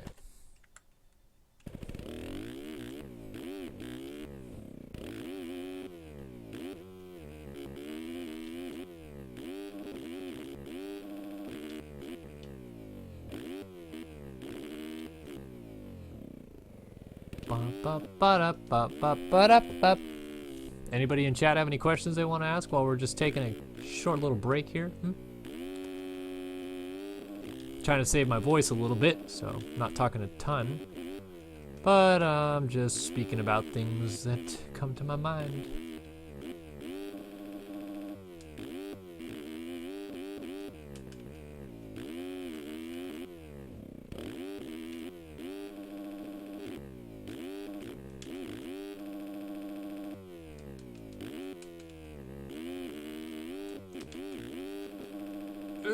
Not enough rotation.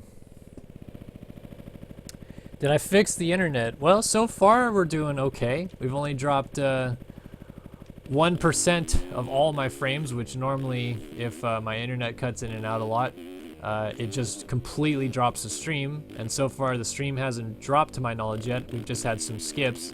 But I've not changed internet providers yet, in the process of doing that, but not quite there yet. So hopefully the problems have kind of at least leveled out enough that you guys can see most of the action and doesn't keep cutting in and out. And then obviously when Supercross comes around, we'll get that sorted out a little bit more.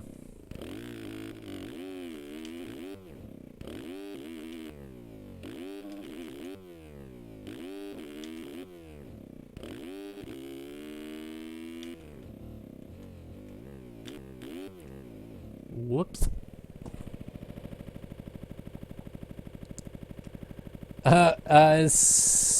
Saj Moon? Yeah, Simon Saunter asking, do I like him railing on a keyboard? Hell yeah, I do, man. That's freaking sick. We haven't seen, like, a good true keyboard warrior, I feel like, ripping up in this game since at least 2013, if not 2012, if my memory serves me right. I mean, JLV used to do some racing, Race Factory Gaming racing back in 2012 when he was still able to do some good stuff on a keyboard, but then keyboard warriors started to kind of fade away after about 2012, 2013, when this game really picked up its try-hardness and everybody got everybody else's setup and then spent 27 hours a day putting in laps.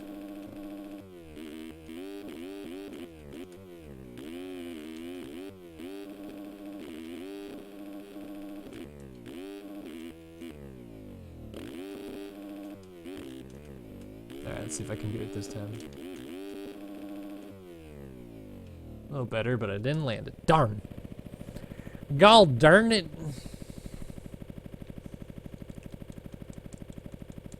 Do you still doing that video with the guy who won the riddles? Yes, I am. I Dirty Sasquatch. That's coming out at the... It'll come out in January, but we're filming it in December. Oh, Simon Saunter won EMF AMS SX this year. That's pretty cool. Heckman saying that was sketchy. Kyler Hockey asking me what place he should finish in the main. I think he should go for the win.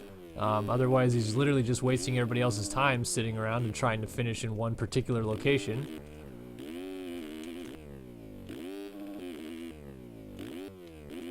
That's just my opinion.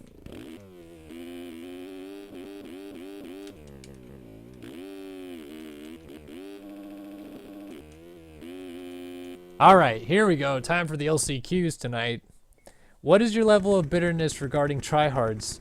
I would say level of bitterness on a scale of 10. Maybe like a 26? My point is that there are a lot of other players in this game who, when given the time, and by time I mean not any time, you just throw them on the track straight off the bat like we do in SX Madness series. The real true good players show their face at the front of the field, and the complete noobs who spend 27 hours a day running laps end up at the back of the field.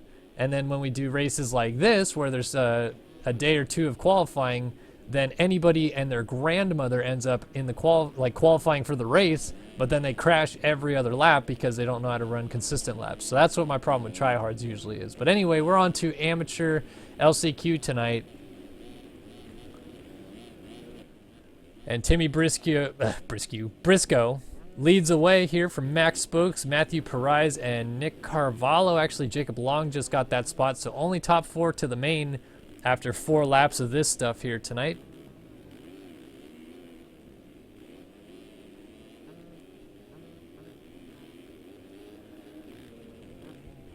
So the front 4 have a nice lead developing here. Briscoe completely unhindered at the front so far. All sorts of chaos going on behind him. In this class, we are just checking to make sure that everybody makes it through that is inside the top 12. Kevin Davis, Josh Boaz, Jake Warden. I know Warden is in this one. And we'll see him scrolling across the top of the screen at some point. Chris Schmider, I believe, is also in this. Jason Felke is in this. And everybody else has made it through except Jay Jones, who is not here tonight. Oh, Alex Stewart, I'm sorry, is also... He's 4th in the championship, and he is in this. And none of those guys that I just mentioned... Actually, Felke is trying to make the move on Ulver to move into the final transfer spot right now. They are side by side coming to the tabletop here. Felke is currently 7th in the championship entering. He was 21 points back. We got some kind of dualies going on there, but Ulver ends up going down. So Felke realistically probably not going to have a chance to win the title tonight. Well, he will have a chance to win it, but I just don't see it happening being 21 points down. But he is still mathematically alive for the championship. So we'll see exactly how that plays out once the night is over, whether he makes it in or not.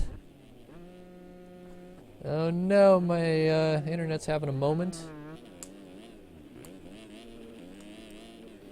Timmy Briscoe cruising away at the front right now, though. Max Spokes is ripping a 252 smoker here in this class. It is an open amateur class, so these guys can race pretty much anything they want. Jacob Long and Jason Felke right there.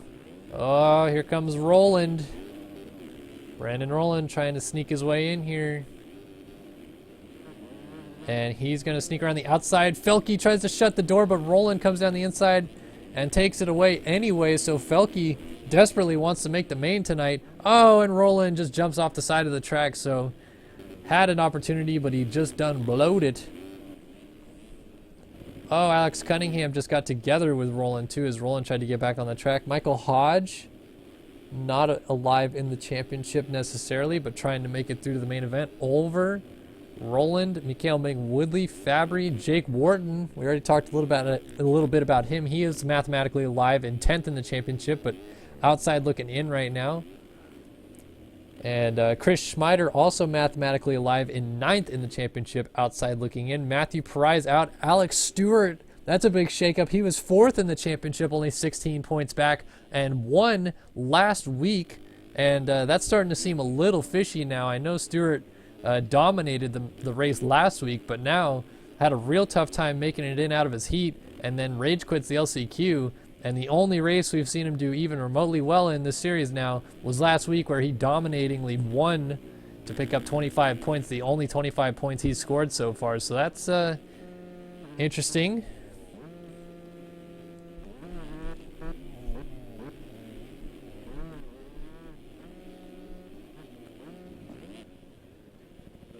So Briscoe on lap 3. Oh, we just had a rider off the side of the track. Who was that? That was Jacob Long.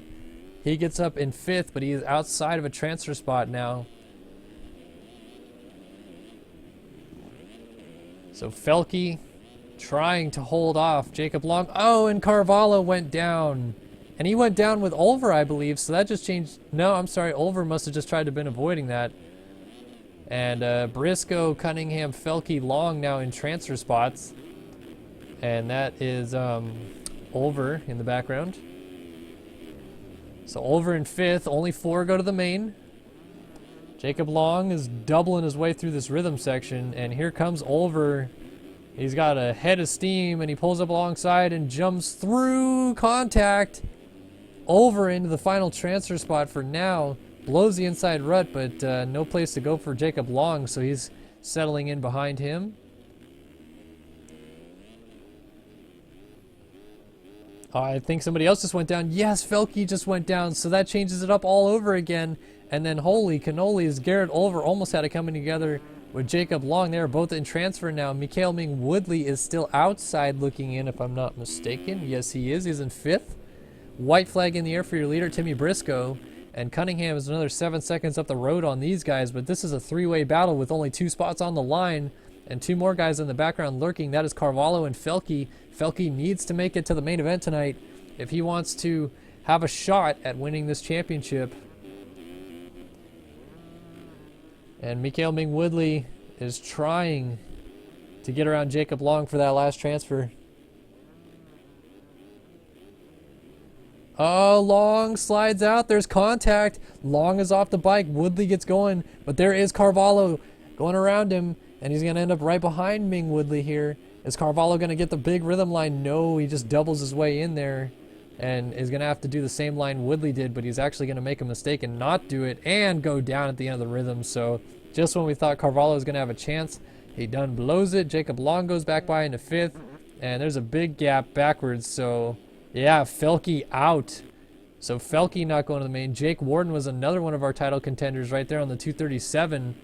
He gets stood up by Tim Althaus, who's also a championship contender. I completely missed him, but Althaus is actually ahead of Warden in the championship hunt tonight. Briscoe, Olver, and Cunningham now down. Ming Woodley will go through into third, and nobody else is coming, fortunately enough for Cunningham. Finally gets going, but Jacob Long not there yet. So Long makes a little mistake. Carvalho's trying to keep it close. But up front, Timmy Briscoe stamps his ticket to the main event tonight in the final round of the Open Amateur class. Over will be going through. Ming Woodley also going to make it. And as long as Cunningham makes it through this last section cleanly, he will go through too. He's tiptoeing his way in. And Cunningham brings it down and goes to the main event tonight. Jacob Long does not. Ends up fifth. Carvalho also on the outside looking in. Max Spokes. Joey Nielsen, Tim Althaus. That's kind of a shakeup. Althaus was 8th in the championship. He was only 22 points back. So again, not terribly close, but had a shot. And his teammate Jaden Fabry also not going through. Dakota Cox, Jake Warden, and Chris Schmeider. So Jake Warden and Chris Schmeider are two guys that were in the championship hunt theoretically. Schmeider in 9th was 21 points. No, sorry, 22 points back as well. And Warden was 23 points back, so wouldn't have really mattered, I think.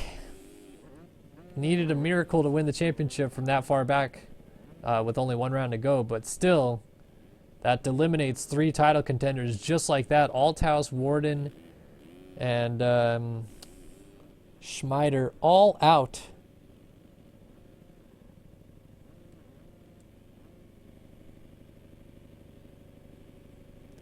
So we're just waiting for these guys to finish it up here. Dakota Cox down before the finish. Jake Warden is down. Schmeider's still just whipping his way through. All this is doing is just wasting time, unfortunately.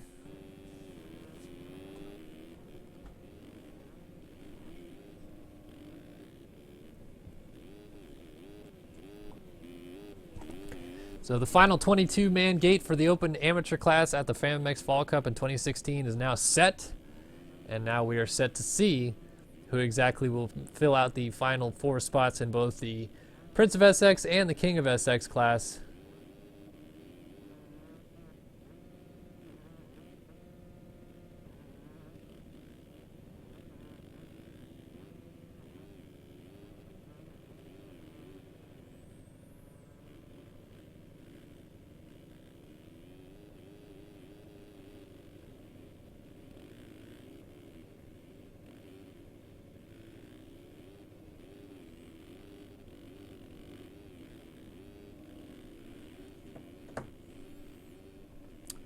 All right, cuts are in, and the top 4 has stayed the same. No shock there. On to the next one, Prince of SX LCQ. And I believe, yeah, Jack Zaris is a title contender in this one. Devin Ryan, another title contender, will be in this one. So those guys will want to make it through.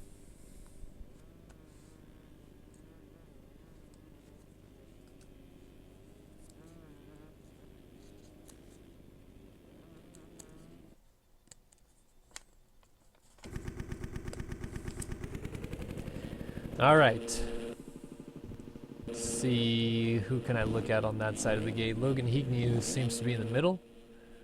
Guido, Zars, Jared Gasque, and Logan Heagney on this side are about to be accompanied by about 6 other riders from the other side as they launch down into the first corner, switch back their way through, and Heagney ended up with a pretty good start, but a better start from Devin Ryan on the 32 as he comes out with the whole shot.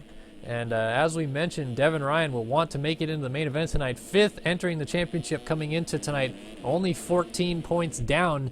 A bigger thing needs to come out of Mr. Jack Zars, though, who is only 7 points back of Colton Mitchell. Both of these guys really need to go into the main event tonight to keep their championship hopes alive. 3rd and 5th respectively in the championship. And they're under some heat here. Zars under attack from Thorpe, loses that position, and Guido trying to make a move also.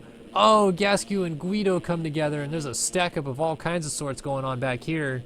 And I believe that was Higney I saw just kind of squeak through at the bottom of the screen. Yes, Logan Higney is now in the final transfer spot.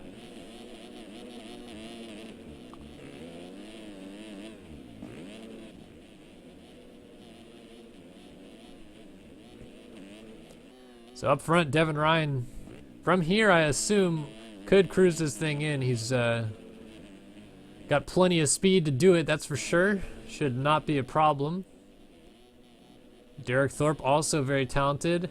Question mark here is Jack Zars has been outstanding this offseason, dominating the Pro-Am class of the SX Madness Series, but so far has been kind of an enigma in this 250 class in the Fall Cup, as someone that could be a big factor in the future, as Devin Ryan has coughed up the lead now to Derek Thorpe. We saw him down after the triple coming back into the stadium, and Thorpe Magic Mans. So Zars did theoretically take the lead for a moment, but Thorpe comes back. Zars also in the mix. Ryan, and now Matthias Janis is in the final transfer spot.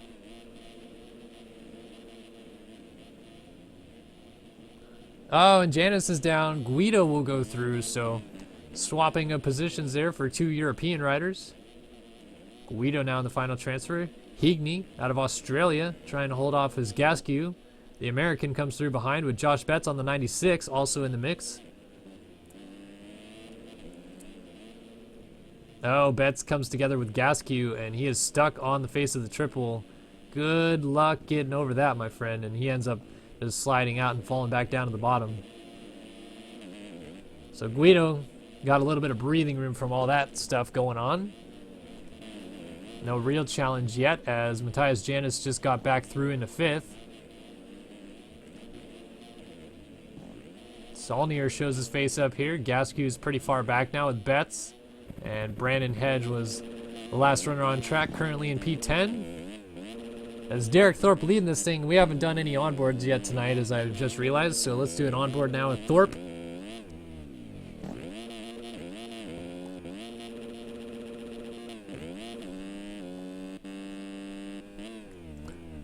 Get to see a little bit firsthand what this track looks like with one of the better riders in the game currently.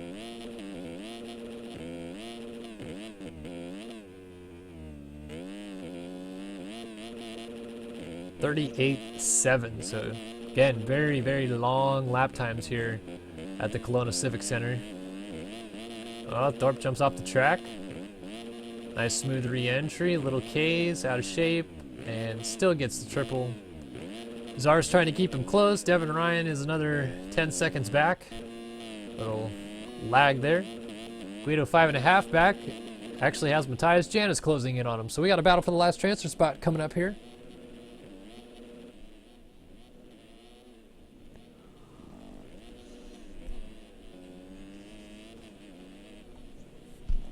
So can Janis get close enough to Guido before this is all said and done?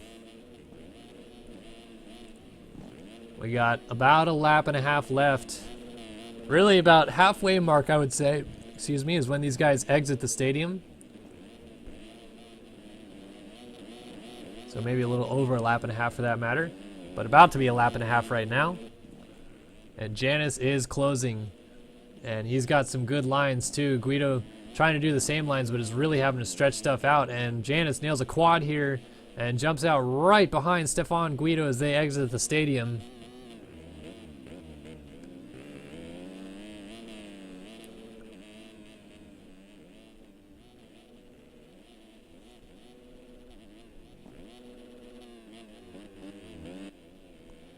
Close battling here for the final transfer spot, and Guido goes down, and Janis, oh man, he's saving his breath there that Guido didn't yard sail back onto the track in front of him. He nearly did, but Janis was already through.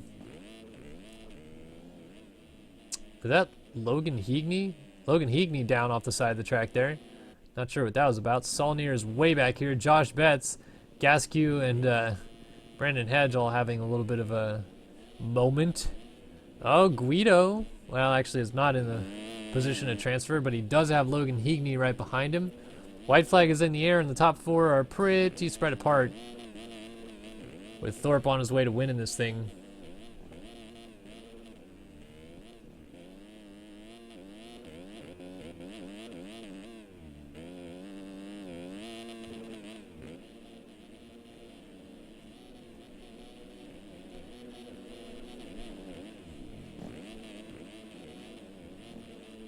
So Thorpe is cruising right now. Devin Ryan just got around Jack Zarst for second, so there's a change there.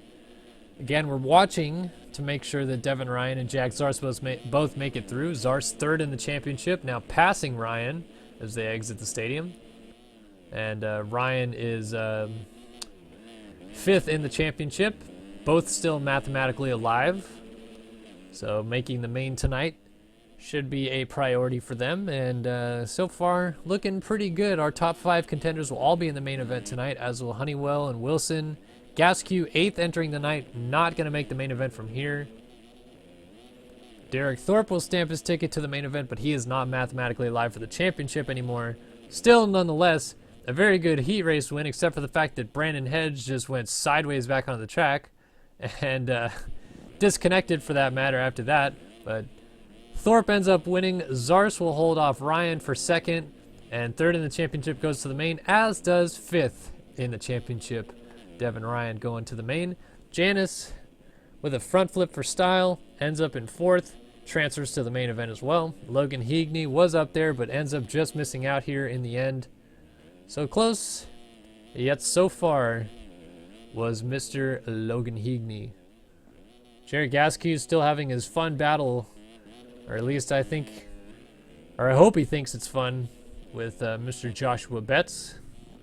Dominic Saulnier is now falling back behind these guys. Guido is out of the race, as is Brandon Hedge. We saw that happen.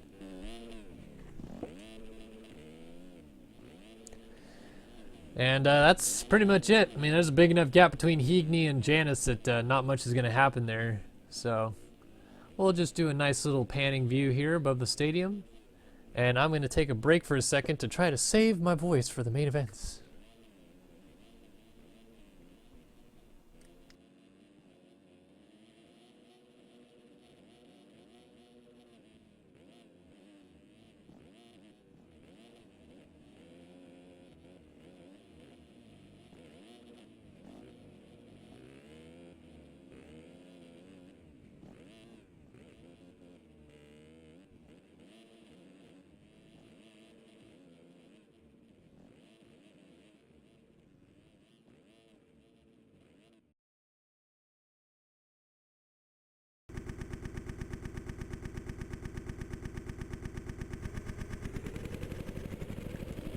Alrighty, and I am back, and it is time for, Dominic Tiberino just jumped the gate, not sure what that was all about.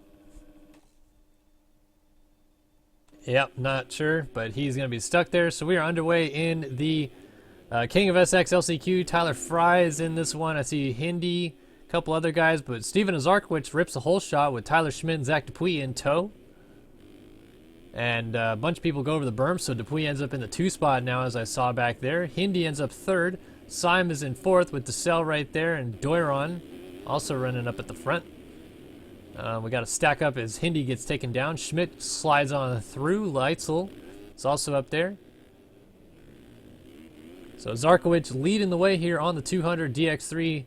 It's actually a Yamaha, but I don't have their skins because Davis is running his new pack this year, or like the 2017 pack, and is not running his off-season pack. Why would he?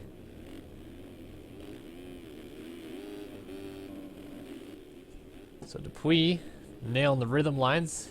Has Syme right on his feathers here. And Syme down the inside makes the pass for second. Dupuis cuts back underneath. A nice move, and is actually going to hang on to that spot. Triples into the rhythm, as does Syme.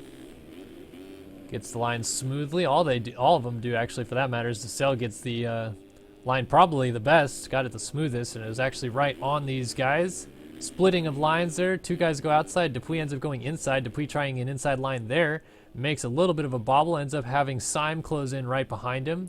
Dupuis again going to use the inside as DeSalle almost runs into the back of Syme. The top four are all very, very close.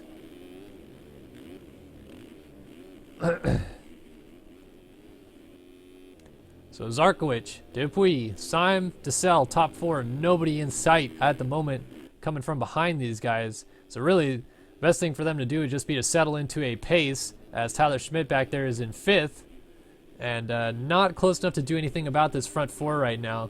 What is unnerving about these guys in the front four is that they're all very close and all seem to be, at least for the most part, trying to make moves on each other. At least Syme did on Dupuis. He doesn't need second, but he was trying to get it. It really isn't going to mean a huge difference in gate pick, but it does get him one better gate pick if he gets second away. Although he will have to worry about DeSalle here before long as he's closing in, and then they both get the triple on-off line. Close in a little bit on Dupuis. Dupuis is now right behind Zarkowicz. Look at this train of four riders at the front. Syme finally makes a little mistake. That allows DeSalle to close right in. He's going to triple down the inside and should take that spot away with a block pass. And there it is. Contact, and they're both down. Unnecessary roughness on the play. Flag thrown, and the yellow flag goes through of Mr. Tyler Schmidt. So Schmidt now in the 3 spot. Syme ends up in 4th. And DeSalle probably thinking twice about that maneuver to try to cut down the inside of Syme and throw a hefty block pass on him for not a transfer spot, is now outside of a transfer spot.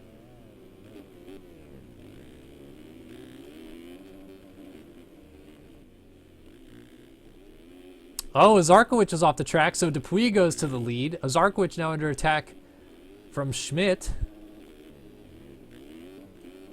Schmidt trying to get down the inside, ends up side by side. Zarkowicz throwing dirty. Schmidt comes up a little short.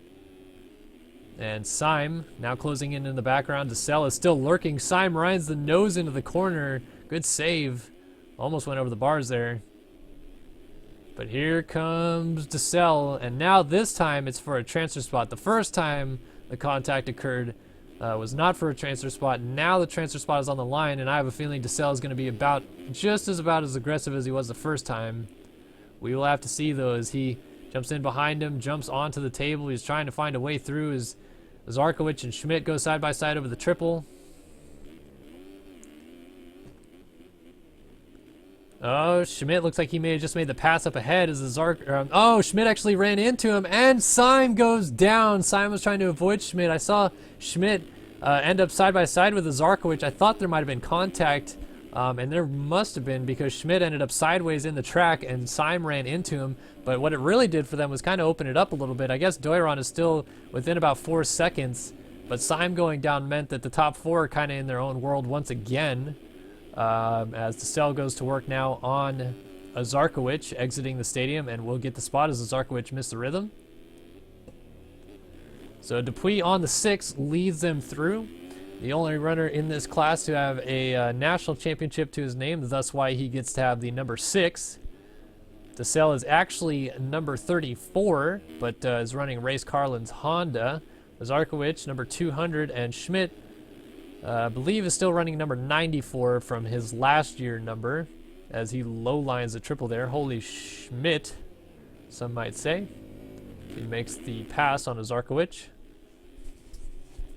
But Schmidt, your 250 East champion from this year, so no slouch in the Supercross realms, that's for sure. All these guys are in a safe transfer spot right now, and would do good to oblige and not try to take each other out in the process. Although Schmidt is going after DeSalle and is going to get him, because DeSalle just cased a triple and went down, and Zarkowicz did the same thing. What the hell just happened there? As that was Doiron, I believe, going through. DeSalle gets up in the 4th spot. Now Syme finds himself in 5th as Zarkowicz goes from leading to out of transfer spot in pretty much no time at all. So Syme is going to try to close up on DeSalle. Oh, Doiron is over the berm just as quickly as he got the transfer spot. He blows it. And for one, that's a very illegal track re-entry maneuver that he's trying to pursue there.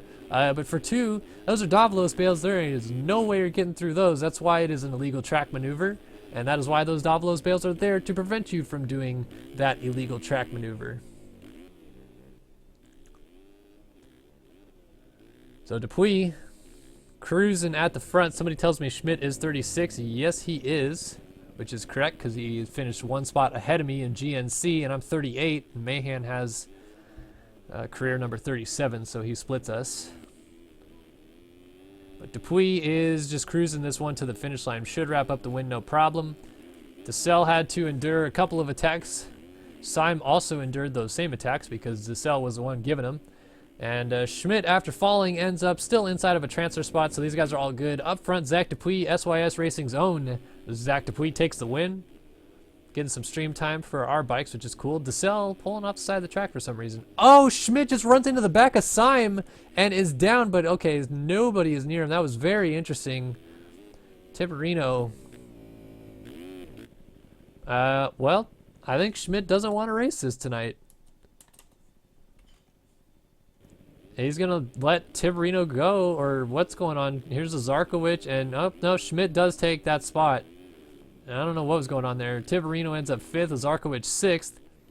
Hindi, in his return to racing, Tyson Fresquez is very good real-life friend who we don't see all that often. Pretty cool dude, I must say. Racing again here tonight, not going to the main. Doiron also out. Fry, Leitzel not going to the main event tonight. Let's go on board with Hindi, huh?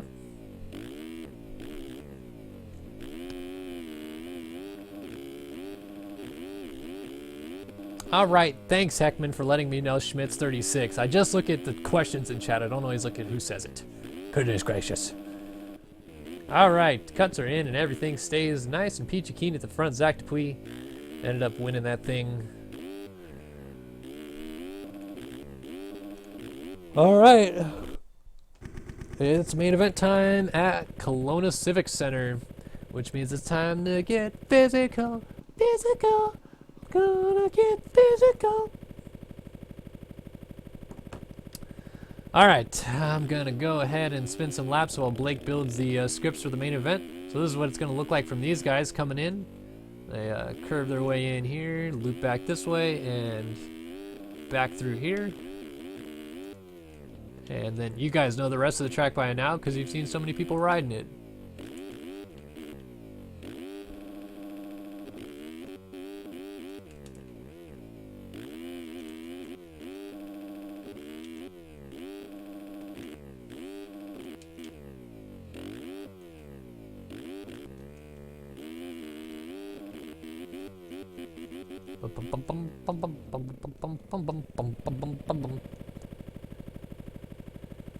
The track on the Vargas Strip. What the hell is the Vargas Strip? But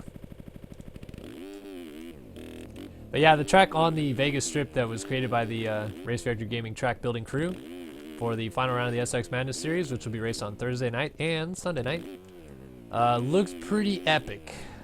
And you can watch a video that we did with track designer Chris Riesenberg on our channel, which is youtube.com/startyoursystems. Obviously, a lot of you are probably watching this back on YouTube anyway, so you can just go to our channel page, and this would be the most recent video we did, but the video just before that video was the one where we talked to Chris about the track and play it so you guys can see it for yourself.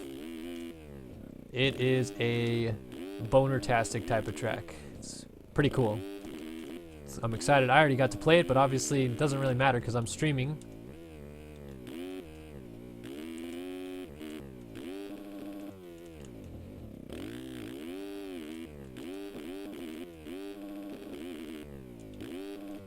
Alright, so Blake currently building main, should have that done any second now.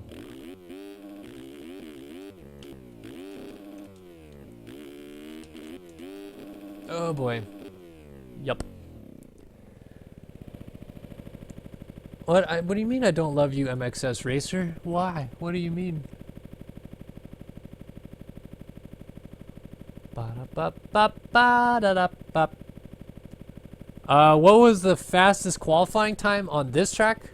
MX Junkie 86 is asking, what was the fastest qualifying time? I believe it's a 132. Don't quote me. 132.1. Could try to pull it up right now, but I probably won't get there in time. Civic Center qualifying. Oh, I did get there in time. It was a, I'm sorry, I was wrong, a 131-1 by Jeremy Shipley. And there was 5 guys in the 131s. Rob, Shipley, Fresquez, Mullins, Smith. Yeah, I know it's William Syme, but I just am saying MXS Racer because that's his name in chat. What are you talking about, Heckman? I did say 130s.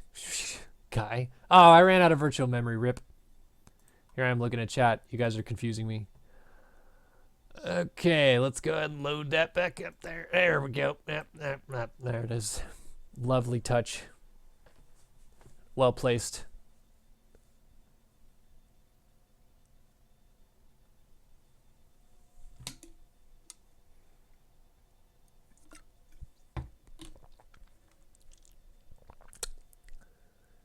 Bup, bup, ba-da-da-bup.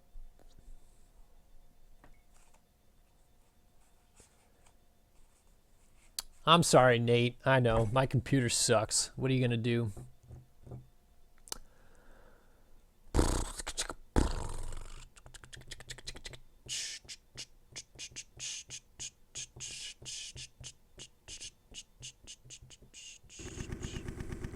All right, so these guys they just wrapped up their parade lap, I think. I reckon. Nope, 1 lap. So something happened that these guys just now loaded. And I'm trying to fucking, there we go. Oh, why do I have to be P1? There we go. All right. Good gracious. We got Colby Eglin, Simon Saunter, Phil Doyon, Austin Eklund, Benjamin Dumont, Tyler Nichols, Caden Speck, Mikael Ming-Woodley, Kyler Hockey, Alex Stinson, Ricky Williams, Alex Cunningham, Kevin Davis, Buddy Parker, Carson Forkham, Dale Mullins, Kyle Scott, Garrett Olver, Timmy Briscoe, Ethan Olson, Kieran Hildebrand, and I think I got everybody. There's 21 guys on the gate tonight, and they are all chasing this man, Alex Stinson, who, if I'm not mistaken, enters tonight with a 6-point lead. Let's see. Stinson entered with a 6-point lead over Dale Mullins and a 10-point lead over Kyle Scott. 10 laps away from deciding who will be a champion. I'm going to try to do my best to not completely screw it up. Oh, I need to press 1. There we go. Okay. Got Carson Forkham here.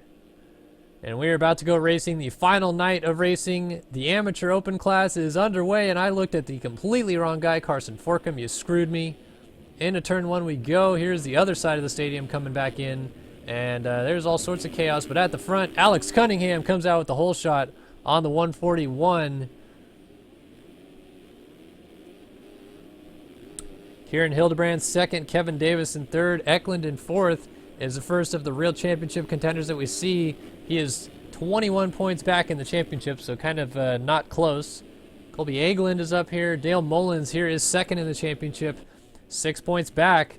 And I'm trying to see if I can see Stinson. Oh, I just saw him coming out in the background there. He's maybe about 7 spots behind Mullins right now. So we'll keep an eye on our championship contenders. But up front, Alex Cunningham, maybe if nobody's in front of him, he won't put anybody on the ground. At least we'll keep our fingers crossed as he leads the way on the 141 Matrix Concepts machine.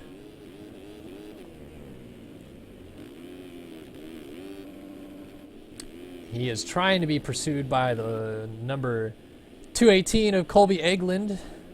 Buddy Parker sits in third. Forkham is fourth, and Mullins is in fifth.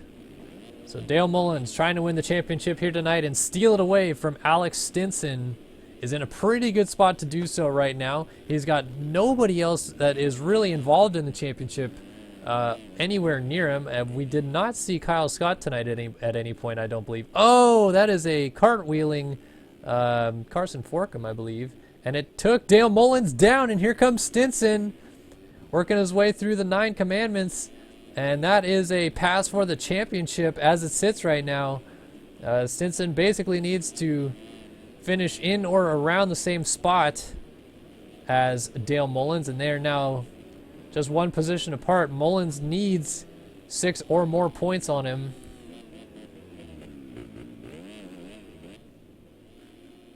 And he can see the championship leader right in front of him.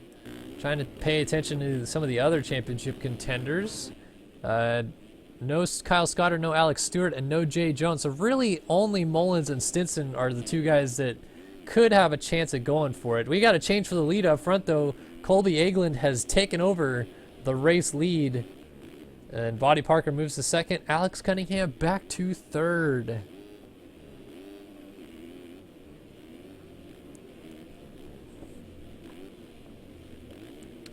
Kevin Davis is fourth. Ricky Williams is fifth. Alex Stinson is sixth. Mullins down the inside. I thought he was going to try something, but Stinson shuts the door. Battle for the championship on your screen. Stinson versus Mullins. 6 points in it between these two. Stinson, your points leader, of course, with the red backgrounds on his Keystone Racing Kawasaki. And the question is, will Dale Mullins get kind of aggressive here? We'll have to see. He's nailing the rhythm section right behind him, and they both passed Ricky Williams, who is on his way down. Both of these guys, interestingly enough, on 250Fs amongst a lot of different guys on 450s. This is an open amateur division, so you can run whatever you want. Run what you brung, basically. It would probably kick you if you tried to run a 50, but, you know, is what it is. Here is Mullins getting the triple up, and he's almost pulling alongside Stinson. Actually, oh man, and he is down the inside and shuts the door, takes the spot away, and just as I say that, my internet is on its way out the door, and there it goes for the first time tonight. 2 hours later, it finally crashes for the first time. Oh man, you would have thought it would have just worked out fine, no problem, and it's still trying to crash itself, but it's coming back, so we'll keep paying attention to that. Meanwhile, Dale Mullins going to work on Kevin Davis. And I'm going to tell people in chat to refresh as Davis gets passed by Stinson. So Stinson also keeping Mullins in his sight. Oh, Kyle Scott is here tonight. I apologize. He is back in the 19 spot. So he was really the only guy that was close enough to kind of battle with these two per se. 10 points back in the championship. But back in 19th spot is not going to do it for Kyle Scott tonight. We haven't talked about the leaders at all, unfortunately, with this championship battle going on. Lap 3 of 10, and Colby Egeland trying to win his first main event here. Body Parker is second. Cunningham's drifted back to third, and then our championship battle coming through with Mullins and Stinson as it stands right now. Mullins would pull back 2 points to close it down to a 4-point gap. Let me just make sure that, yes, he would. Pick up 18, Stinson would pick up 16. So needs a few more spots, does Mullins, and he has got the charging face on right now. He's getting away from Stinson in a hurry, and he's trying to run down Alex Cunningham. And I think he's hoping something else happens to Stinson, because right now there's, oh, he's going to come up short on this triple. Good save, good save. Kevin Davis is lurking back there, though, and that pass would mean 1 more point in the favor of Mullins.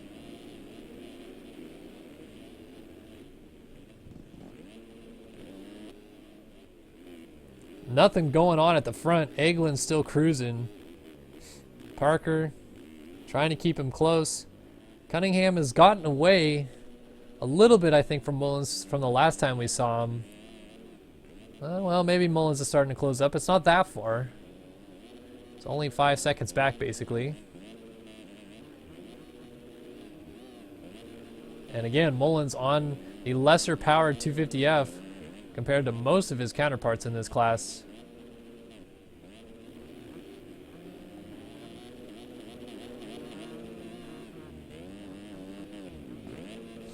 This championship battle, very interesting. Don't get to pay attention too much to the amateur class. Cunningham just coming back on from off the track there, it looks like. Or maybe he wasn't, and my camera was just freaking out.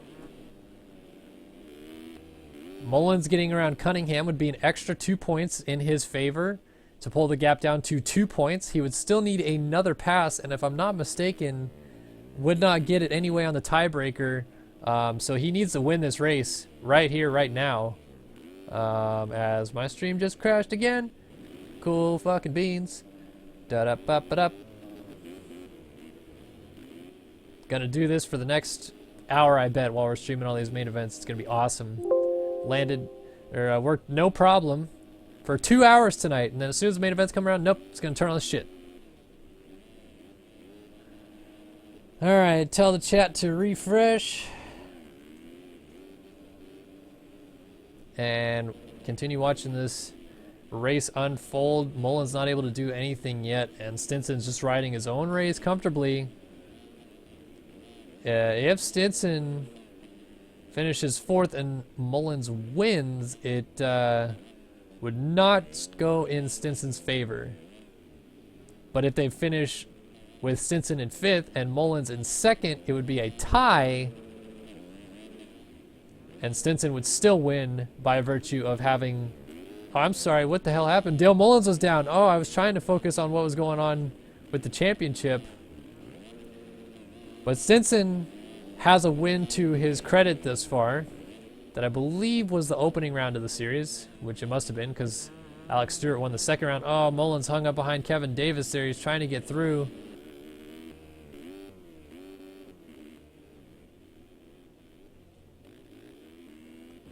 So this battle's just kind of not really going anywhere at the moment in the championship. Cunningham is still 3rd. Stinson in 4th is in a position to win the title here unless Mullins comes through and wins the race, which seems unlikely at this point. Mullins is in 5th. Davis back to 6th. Nichols sits 7th. Olsen is 8th. Phil Doyon runs in the 9th spot. And Simon Saunter runs in 10th. This is Simon Saunter, your winner in the Open Amateur Division at Daytona of the SX Madness Series. You can believe that. Keyboard warrioring it up at Daytona and wins. Oh, internet's trying to crash again. Let's see if it happens. Oh, nope. Up, up. Nope, it's good. All right.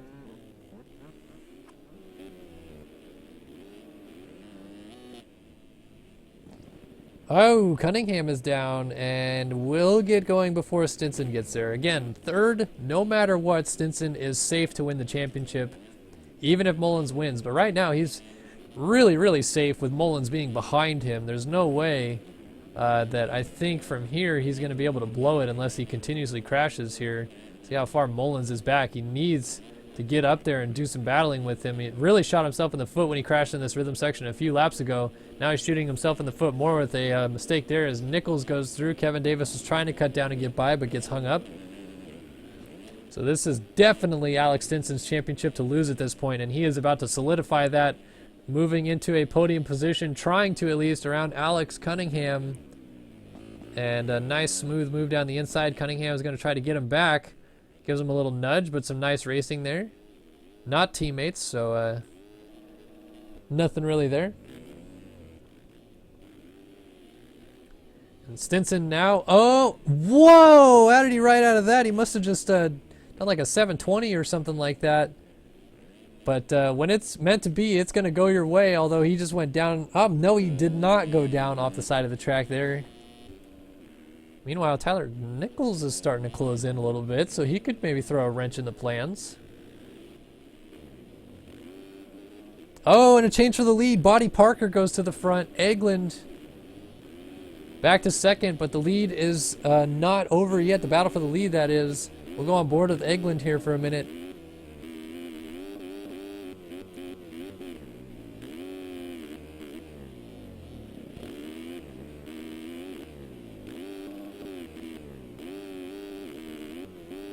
Egeland getting the big lines coming out of the stadium. He's going to close right up on Parker, exiting the stadium. And into the back here they go. Egeland opting for the 2nd line. And they both go inside here.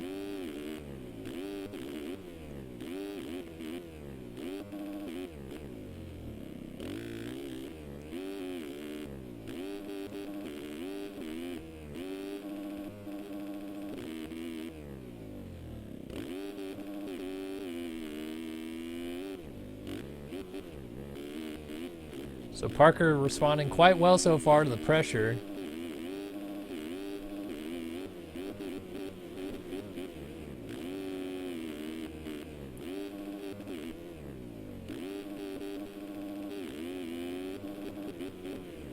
Oh, and Egeland into the bales. Fortunately does not get stuck. Oh, my internet sucks right now. I'm sorry, are we still dropping? It's kind of cleared out for me right now. I'm not having any issues on my end. At least right now. 5 minutes ago, yeah, I was shit in the bed, but that's the only 2 times it's dropped so far in 2 hours and 14 minutes. I mean, it's a lot better than it was, which was like once every 5 minutes. Without a doubt, it was going to happen. And Mullins has made the pass again on Nichols. Nichols does not care about the championship battle and just sends Mullins over the berm. So Mullins losing some time, precious time for that matter, on his title combatant, Alex Stinson. Meanwhile, good gracious, the 2 leaders are gone. Oh, Parker's down at the end of the rhythm section.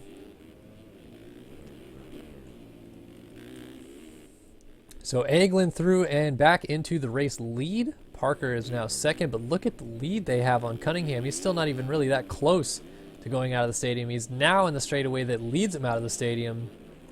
These guys might just be coming back in as he exits. I mean, look at this.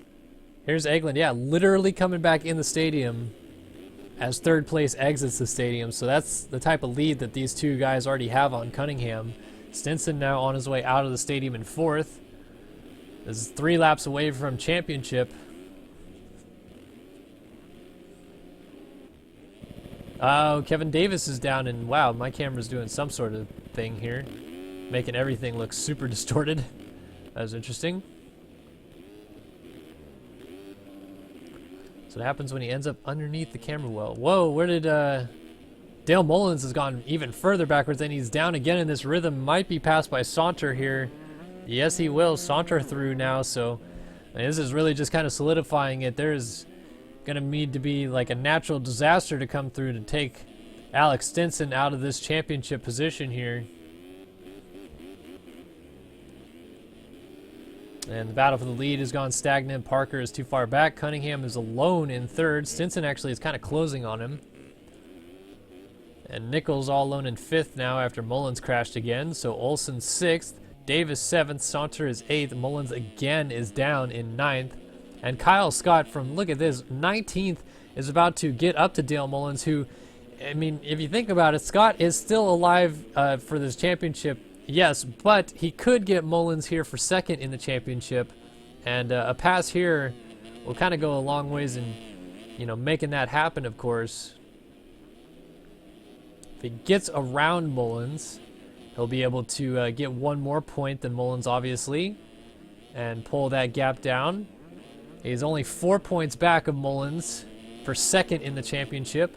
So with a pass right here, it'll move him to only 3 points back, and he'll need some help. But he's got another helper coming right behind him there on the 144 in Phil Doyon. So kind of watching battle for 2nd in the championship unfolding right here as the championship lead slips away from Mullins' grasps and firmly into the hands of Alex Stinson, who is currently running in the 4th spot. Up front, your leader is taking the white flag. Oh, contact between Kyle Scott and Phil Doyon kind of ruins that battle. And here is your leader, Eglin, on his final lap. So how about it? This amateur division was not a dominating series at all. Alex Stinson wins the opener, and at this point is going to keep the championship lead from that point on to win this championship. But 3 different winners: Stinson, then Alex Stewart at the 2nd round, and then this final round here, Colby Eglin. Really 3 different tracks, to be honest, so kind of understandable. This one's very, very long track, very flowy type track. Eglin really looking strong here. The 2nd round was much tighter, and the 1st round was just kind of more of like a standard supercross, I'd say. But very fun tracks indeed, and Eglin gonna make it 3 for 3 on the winners, different winners. And Parker is actually down, but he's got a big old gap on Cunningham, who still has Stinson right behind him. So that could be interesting to watch to the end, but we want to give Colby Eglin his moment at the front, as the 218 machine does a great job here tonight. Not in it for the championship, but he will win the final race of the FAMmx Fall Cup in the Open Amateur class. Colby Eglin is your winner tonight at the Kelowna Civic Center. Alex Cunningham did move into 2nd, and Parker is third, and he's got a lapper right in front of him, but the man of the hour will be Alex Stinson after this one. He is about to come through in a moment here to clinch the Open Amateur Championship in the FAMmx Fall Cup, and that is a lapper down, so not another position. Cunningham and Parker kind of still going at it up here. A little bit more of a gap than I expected, I suppose. Tyler Nichols is a solid fifth, but Stinson, consistency is the key, as they say. And he will end up finishing, I believe, top 5 in every round of the series, including the final round, as the 314 Keystone Racing ride of Alex Stinson is your champion in the Open Amateur class tonight at the FAMmx Fall Cup. 3 up, 3 down, and he wins the championship. Well done on him. Nichols drops it in the final corner, handing that spot over to Olsen, who will take it kindly, gets a 5th at the end of this thing. Nichols ran 5th for so long, but will end up 6th after that crash. Kevin Davis will take 7th, and Mullins had gotten up to 8th, but he's going to lose it to Saunter, keyboard warrior. So a valiant effort by Dale Mullins, and Kyle Scott just cut the track and it bit him in the ass as he goes down. He's trying a little bit too hard to get second in the championship away from Dale Mullins, but Mullins actually gets back around Simon Saunter to take 9th and will solidify second in the championship with that right there. Saunter ends up 10th, and Kyle Scott wraps up 3rd in the championship with 11th. And Saunter actually got around Dale Mullins thanks to cuts, so Mullins ends up 10th. Nichols got back around Ethan Olsen thanks to cuts, and nothing changed inside of the top 10. So your winner is Colby Eglin, but as we've already mentioned, man of the hour is this man right here, the 314 of Alex Stinson, your champion in the Open Amateur division of the FAMmx Fall Cup. Well done to the 314 machine and to the Keystone Racing program for putting a championship ride together in this off-season event. And hopefully we'll see Stinson do well in the future events that he takes part in, but now he can do it and say he is a champion. So awesome on that one. And from one championship to the other undecided championship that we still have on the table. I'm sorry, we still have 2 undecided championships on the table. And first up is the Prince of SX crown, which is anybody's ball game and anybody's guess. 7 riders, top 7 in the championship, come in fairly close, 20 points apart. And all of them have made it through into the main event tonight. Colton Mitchell is the championship leader on 43. He is 7 points ahead of James Armstrong. He's also 7 points ahead of Jack Zars. So a tie for second there. Fourth place, Craig Leake is on 32, so he's 11 back of Colton Mitchell. Fourth place, Devin Ryan on 29 is 14 back of Mitchell. Dade Honeywell sits 6th, won his Heath race earlier tonight, and won earlier this season already in this championship for that matter. He missed one of the rounds, but won the one that he showed up for, and sits a cool 18 points back. 18 points back, so he's got a ways to go. Robert Wilson sits 20 points back, and Gaskew missed the main. I believe Deisher did make the main, and he is mathematically alive, but he's 24 down, so he's got a long ways to go. Other than that, that is pretty much it. Mitchell could wrap it up if any of those other guys tie him, because he would have won a race. He won a race already. Here's all these guys in here. So this is just a parade lap right now. Honeywell trying to win his second race of the series. Honeywell also won at the second round, which was last week. He did not make the opening round.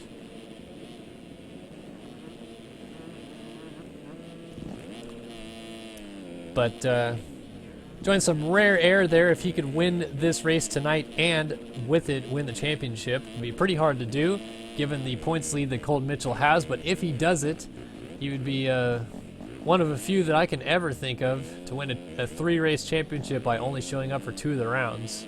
Doesn't happen that often. But we're about to see what happens here tonight.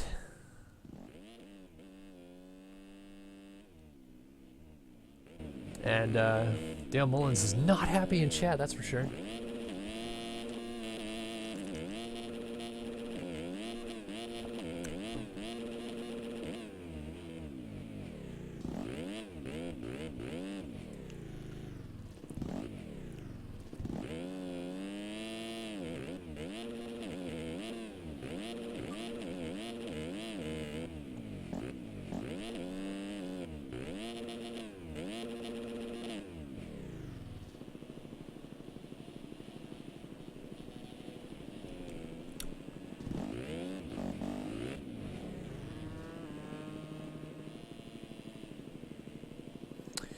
All right, we are just waiting for the restart. Not sure what is exactly the holdup.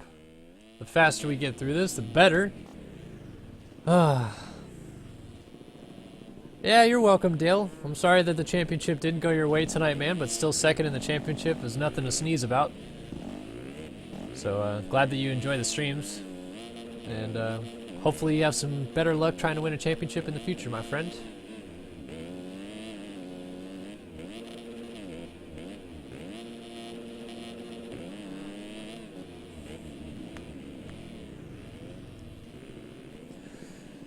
Alright, any day that Blake wants to restart this race would be just about nice and dandy enough for me to finish this stream on a nice time tonight. This race will go for 12 laps coming up here in a minute. So it's going to be about 18 to 20 minutes, I would say. Which would put us at about 8:50 my time. Then we'll probably have another long break for some reason. I'm not sure what we're waiting on right now. But might not even get out of here until 9:30 tonight. Not at which point it would be a freaking 3.5-hour stream.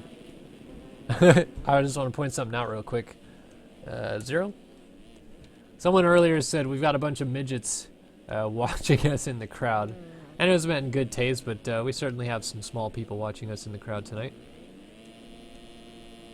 Give you an idea of, there goes Burkeen way off in the distance, and then these guys, which are, I mean, like this hay bale is bigger than almost 4 of this, you know, this 4 in this row here. I don't know, something.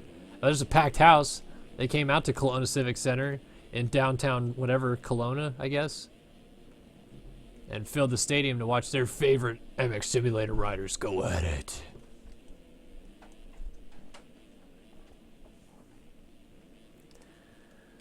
So we're just waiting on a restart. We'll get the Prince of SX main event underway. 12 laps. And as we already mentioned, about 7 riders still alive for this championship in the final round. Could get interesting.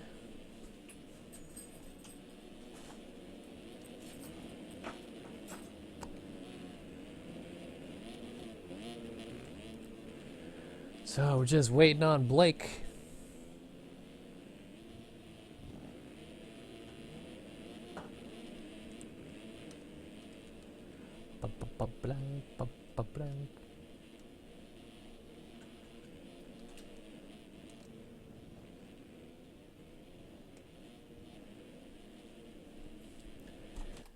What are we doing it? This is just taking forever.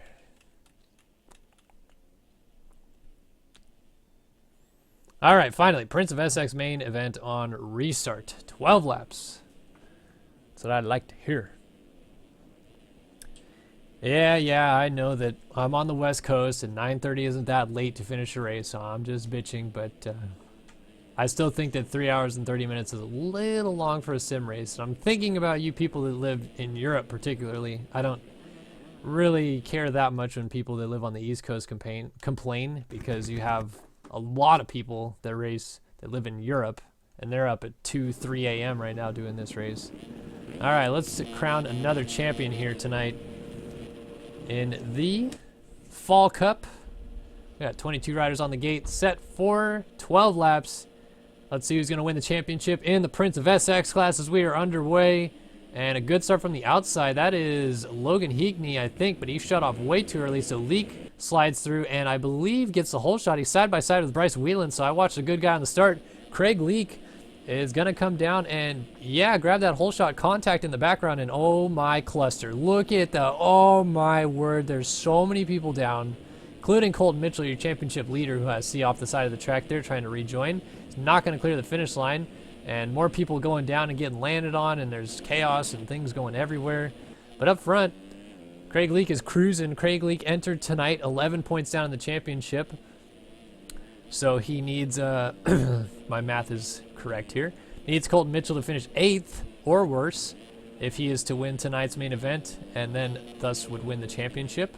But he's not out of the water because, say for example, Zars or Armstrong finished 2nd, they would actually win the championship by virtue of being enough points ahead of Leak to not be passed. But Leak has been very quick all evening long, and he's got some buffer to work with, especially after that big crash in the second corner. Janice, Honeywell up in third. Here is Armstrong, who we just mentioned. He is second in the championship, tied for second with Jack Zars. They are 7 points back of Colton Mitchell. So realistically, this is Mitchell's biggest threat, I would say, would be Armstrong. And Honeywell also could be a threat, entered sixth in the championship, 17 points down. But Armstrong slides by him into the 3 ride now.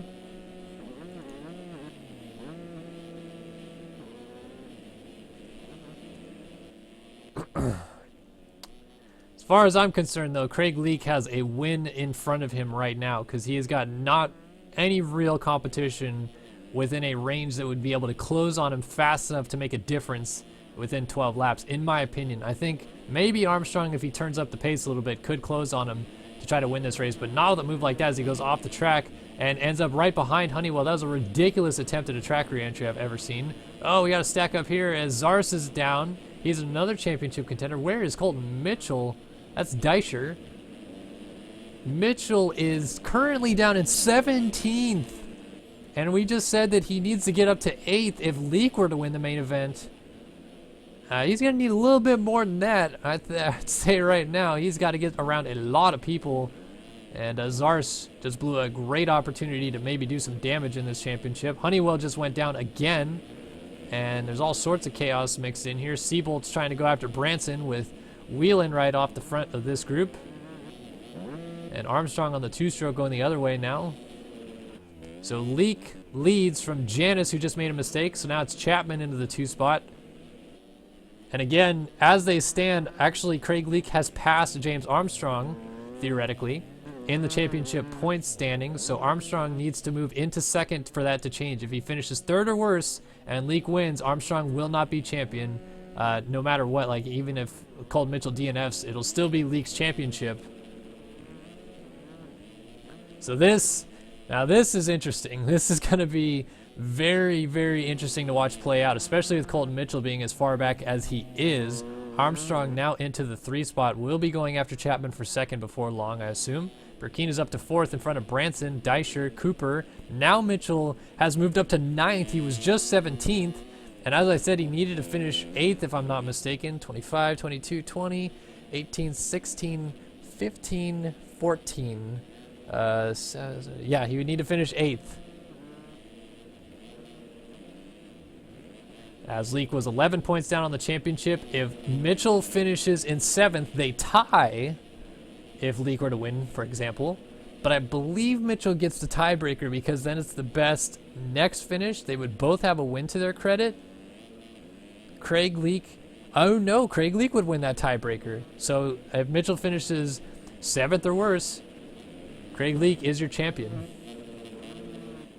Oh, but he's lost the lead. Where did he go? He's back to 4th. What happened to Craig Leake?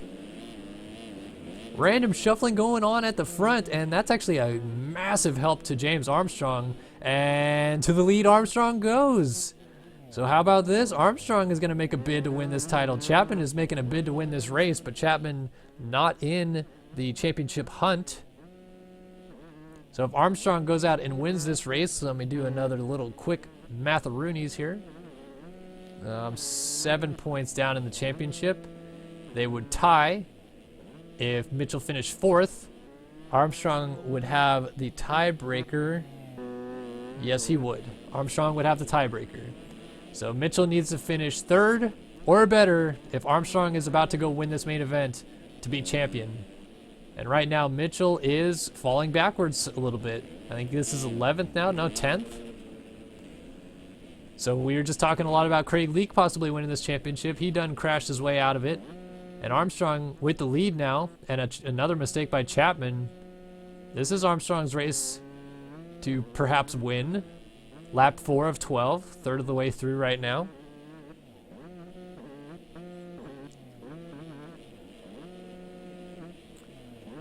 Man, this is very interesting how this championship works out. It's really interesting when there's only 3 rounds in the series because it keeps so many people alive. I mean, we just had basically 3 different scenarios being played out where Armstrong, if he got up to 2nd with Leake winning, Armstrong would win the title. But if Armstrong couldn't get to second and Leake won, and then Mitchell didn't get up to 7th or higher. Then Craig Leake won the championship, but now Armstrong is leading the race and has quite a big buffer as Leake is running 3rd, right? Yeah. This is the position that Mitchell needs to get. And so just for an idea to see how far back Mitchell is right now, we'll do a little quick time skip here. As there is Leake. This is Branson in 4th. Deisher in 5th. Siebold in 6th. Janis in 7th. This is Clint Martin in 8th. Matt Burkeen in 9th. That is Devin Ryan in 10th. Jack Zaris in 11th. And that is 13th place Colt Mitchell. That is how far behind he is of Craig Leake.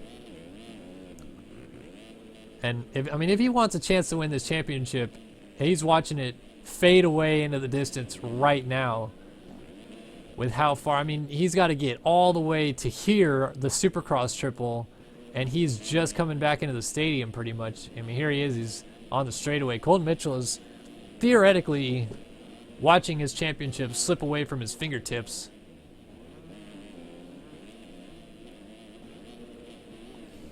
Which is a shame. Mitchell's a good kid.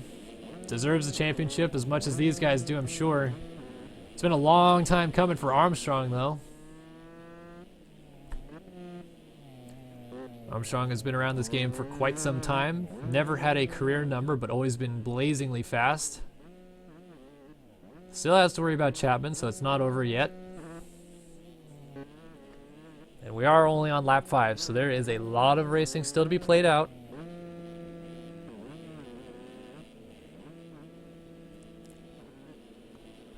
Chapman trying to keep things close at the front. Leake might still have a sniff at a win here, despite blowing it earlier on. And Cody Branson now runs 4th, with Deisher trying to tail him from 5th, so we got a good battle here for the 4th spot.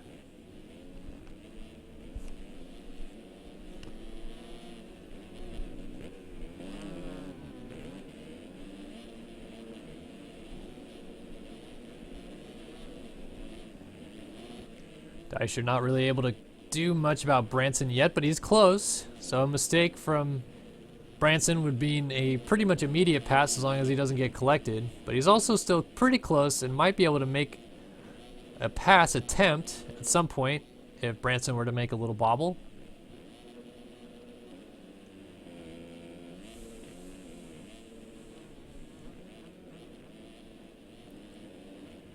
Got a better line through here, I believe. Oh, Branson actually stretched it out, I think, a little bit. So, evens out. Siebold 6th. Burkeen thrown down in 7th. Janis is 8th. Martin holding down 9th. And Mitchell matches his number in 10th, battling it out with Devin Ryan, who is also trying for a championship tonight. But with Armstrong where he is, he's got no chance of that. And obviously, Mitchell being in front of him is not a help either. So Mitchell's now up into 9th. Needs 3rd if Armstrong is to win this race. But Armstrong is not going to win the race from 3rd, which he is now in, and Leake is leading the race again, so the championship scenario has flipped once again, which means that if Mitchell gets to 7th, they tie, and Leake gets the tiebreaker. Mitchell needs 6th. He's in 9th, and 6th is right here. Right here, Burkeen. About to come back into the stadium. Siebold just made a mistake, so Siebold is about to be in 6th unless Burkeen goes down here. Nope, Siebold back to 6th. Deisher, Janis, Mitchell. So this is where Mitchell needs to get if he wants to win this championship. This is still just ever so much changing. If Armstrong goes back into 2nd, which seems unlikely for the moment with Chapman being pretty far ahead of him, then he will become the championship leader again. Leake making a little mistake there. Chapman trying to close in. Let's say Chapman goes to the lead, actually, for example. Armstrong would obviously become the championship leader, theoretically. He would pick up 20 points. Mitchell, down in 9th, I believe he still is, picks up 12. That's 8 points. So he would need 2 more spots. No, I'm sorry, one more spot because Armstrong has not won a race. Right, Armstrong has not won a race. So if Mitchell gets into ninth with Armstrong running third, oh, it's just a mess. So this could be a pass for the championship, let alone right here, with Mitchell going after Janice. But here is Siebold now coming back to these guys. He is 7th, Janice 8th, Mitchell 9th. What a charge from Mitchell, though, to get back up into this. I don't think he's ever going to get close enough to third, which would be what he needs if Armstrong is to win this race. But with Armstrong having his struggles, ending up back in third, championship out the door for Armstrong for the moment. As long as Craig Leak is leading the race, he is now theoretically past Armstrong for the championship lead. If Leak wins the race, again, just to reiterate, Mitchell needs 6th, which I believe is this man right here, Hunter Deischer, re-entering the stadium right now. Yes, it is. And here is Mitchell, also just re-entering the stadium. So that is how close it's going to be for the end of this race. We are on lap 8 of 12. Almost 2/3 of the race in the books. And Mitchell, if Armstrong stays third, Mitchell is about to assure that Armstrong will not pass him in the championship with this move on Matthias Janice right here. That he does. Is Janice going to put up a fight? No, he will not. Mitchell shuts the door. So if Armstrong stays third, he cannot win the title from there. He has to get second or higher if Mitchell stays where he is. Looking ahead a little bit, Craig Leak has now coughed up the lead, and Armstrong is back by Leak, so that helps out Armstrong's case. Armstrong would get 22 points, and remember, he's only 7 back. Mitchell, running in 8th right now, would pick up 13 points, which is a 9-point swing. If they tie, tiebreaker currently goes to Mitchell, and so Mitchell needs 2 more spots. Needs to get up to 6th. With Armstrong running 2nd. And Mitchell is 8th behind Deischer, who's going down at the end of the rhythm and somehow did not fall off the bike, but Mitchell moves into 7th with that move right there. If he gets Siebold, that really locks out the championship away from Leak and ensures that Armstrong has to win the race then to win the championship, which currently the race is being won by Rush Chapman. On lap 9 of 12. 8 in the books. 4 to go. Armstrong probably is thinking he needs to win this race. I'm assuming someone's telling him where Mitchell is and what exactly is happening, but Mitchell has crashed again. Mitchell's back to 9th. So Armstrong again in a very comfortable position. Mitchell still needs to get to 6th. Which is, again, Siebold going the other way in the straightaway. Goodness graciousness. I think that this championship lead has changed hands 3 or 4 times in just this race, and we're only on lap 9 of 12. Still have almost, 3.5 laps, I'd say, to go. Burkeen is down exiting the stadium, so Branson's going to go through. Thorpe is a lap down, but jumps over him. And Siebold will not get to him. But that might ignite a battle that we'll see in a little bit. Oh, Armstrong battling Chapman for the lead. This is huge for the championship. Armstrong is going to shut the door. Chapman's got an outside line. Armstrong continuing to shut the door, weaving in and out of the bales. And the battle for the lead is on. Leak is hoping these guys crash. At which point Mitchell would again need to get to 6th for him to win the title if Leak is leading the race. But right now, Mitchell needs to get to 3rd to get Armstrong for the championship, but they're both down, and there it is again. Lap 10, Leak into the lead. Championship not his, though, yet, as Armstrong gets up in 2nd, maybe? Is that Branson coming through for 2nd right now? What? Cody Branson's coming from nowhere to get into 2nd, and now, yes, Leak is in the championship lead. Theoretically, there is Colton Mitchell, though. If he can get Hunter Deischer, who is in 6th as Burkeen has gone backwards, that'll put Mitchell back in the championship lead. And he's going around Matthias Janice, or trying to right now. He's OJing off the side of the track, though. Gonna end up side by side almost with Janice as Burkeen is right there. My gosh, almost contact in the air. And now Mitchell jumps onto Janice and they both go down, so Burkeen slides through. Let's see where Mitchell gets up here. He gets up still in front of Janice, but Janice is going to come flinging back onto the track and triple into the corner over him and take the spot back, which puts him in 8th, and Mitchell is in 9th. So with Leak leading the race, oh, Burkeen just went down. Let's take a look at this here. Mitchell is trying to get around Janice. Burkeen got it before him. Oh, nope, Armstrong is back in 2nd, which again, Armstrong would win the championship right now by 1 point over Craig Leak. There's nothing more Craig Leak can do from here. If Armstrong finishes 2nd, he still loses the title. Could you imagine a scenario? This is changing ever so much, back and forth. We have got 2 laps to go here in the Prince of SX class, and I honestly cannot tell you who is about to win this championship. Craig Leak has coughed up the lead a few times. James Armstrong has also coughed up a chance at winning this race a few times. And now Chapman is dealing with Cody Branson, who also is trying to fight his way up to the front. But the front 3 right now have all led the race at one point or another and coughed it up equally amount of times. And we're trying to see if Colton Mitchell gets into a spot that wins him the championship. If Armstrong finishes 2nd, that would be 22 points. Tiebreaker would be a 7-point gap, so Mitchell would need 6th if Armstrong finishes 2nd to win the title on a tie. 6th or better, with Armstrong 2nd, Mitchell wins the title. Craig Leak loses the title by 1 point. Goodness graciousness, could you ever imagine? And again, I mean, this is all math that I'm trying to do in my brain, but I could be a little bit off, so we may see a little something different. Craig Leak needs one more solid lap, though. Armstrong probably wants to try to go after him as Branson and Chapman are still duking it out for 3rd, and now Seabolt has worked his way into the battle, and he's about to get around Chapman here.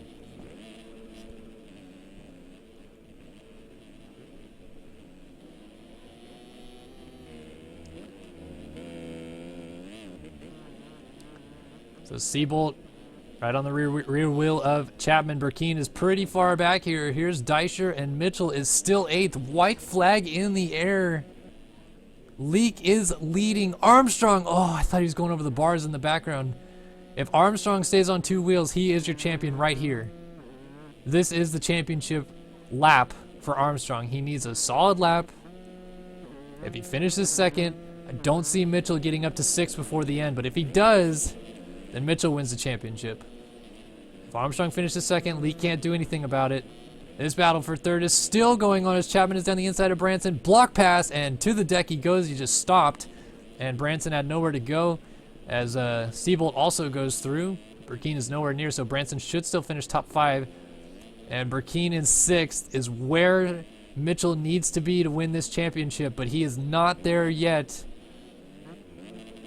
And still at the front, Leak is cruising, and that soiree that went down with those guys back there has caused a gap to establish for Armstrong that should be insurmountable for these guys. Seabolt and Chapman still duking it out for 3rd, still not done. Man, this championship's coming down to the wire. Holy cannolis. Coming down to the finish line right now, though, on his last lap. He did every single thing he could do to win this championship, but it's not going to come his way tonight. But Craig Leak will win the final round of the FAMmx Fall Cup, the Prince of SX class. Unofficially, Armstrong will win the championship there. We have to see, will Mitchell get up to 6th before the end? He is 7th. He needs Deischer. Burkeen went down and is going backwards. We're just going to watch Mitchell's perspective here. Mitchell needs Deischer to win the championship. Deischer, no doubt, is just going to try to hold on to 6th. Everybody's watching this battle as Mitchell cuts through the bales and makes a mistake. Deischer may have it in hand. Into the final corner. Mitchell is not close enough to do anything about it. It might come down to cuts, but unofficially, James Armstrong has won the Prince of SX championship in the FAMmx Fall Cup with a 7th place finish by Colton Mitchell. He just fell a little bit short, 1.2 seconds behind Deischer. Cuts could affect that race in the end. Burkeen went backwards but put Zars over the berm on the last lap to get into 10th. Could you ever have imagined a championship that close? As it stands right now, unofficially, Armstrong has won the championship by 1 point over Craig Leak and Colton Mitchell, both tied for 2nd place. And Leak will get the tiebreaker in that 2nd place as he has the better alternate finish. Cuts are in. Deischer hangs on to the spot, and Armstrong is your champion. James Armstrong, wow, won that championship tonight with a gritty 2nd place. Ran his best lap of the race on the last lap of the race, trying to run down Leak to win the race. Leak misses out by 1 point in the end of the championship. And poor old Colton Mitchell will be wondering what could have been as he finishes 7th. Ends up getting, I think, a few cuts in the end. Yeah, 1.4 seconds of cuts. So he actually needed to get around Deischer and then some to still win the championship. As Deischer would have been, if he'd have been within 1.4 seconds over the line, it would have switched. So, oh my goodness. Oh, could you have ever predicted a championship like that? That was incredible. And James Armstrong is your Prince of Supercross champion after 3 rounds. Now on to the Open Pro division, where a little bit more spread out. 10-point gap for Shipley over Mullins, and both of those gentlemen won their heat races tonight. 11 points between Shipley and McLeod in 3rd, and Williams Fresquez inside of the top 5. Fresquez missed the opening round, made the 2nd round and won it, and still is alive in the championship, but theoretically might not have his chance to win. So we'll see what happens and how it goes down here. I'm just trying to load in.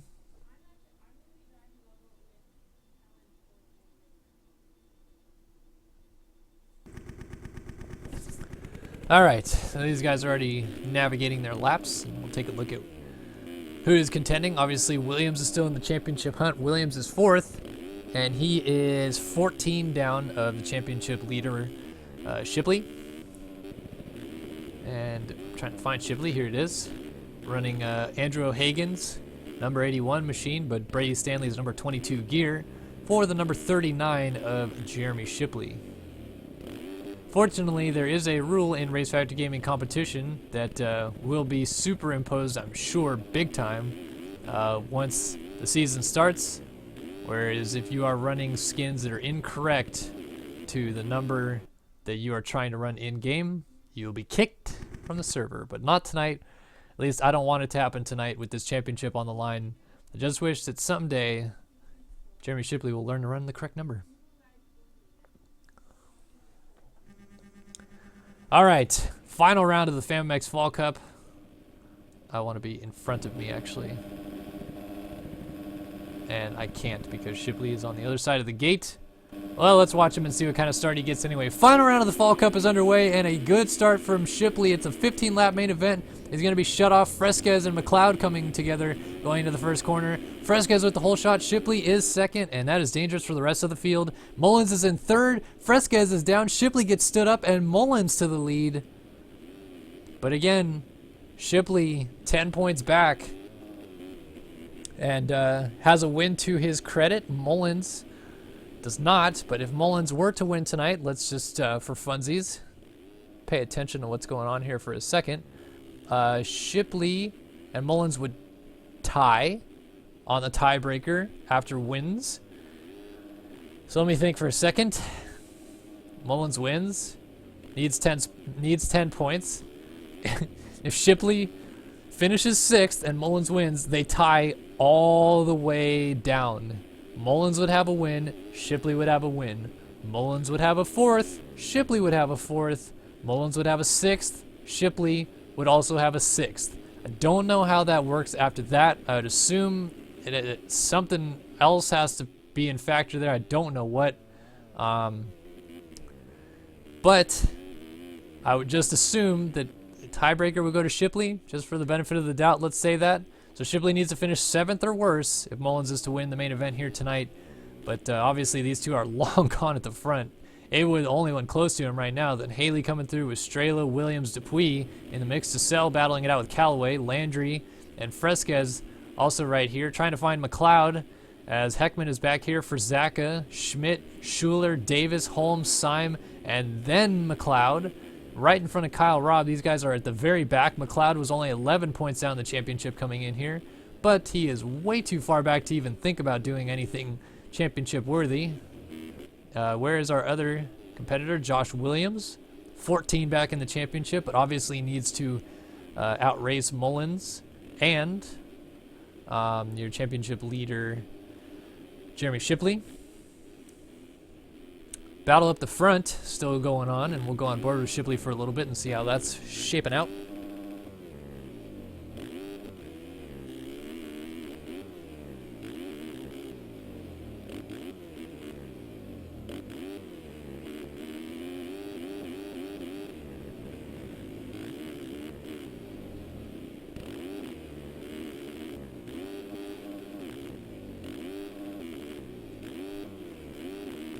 Oh man, Shipley is eyeing him up. Shipley might go out in style tonight with a win. Look at how far ahead of the rest of the field they already are. Nobody's left the stadium yet. Now they finally have, as Shipley makes a little mistake.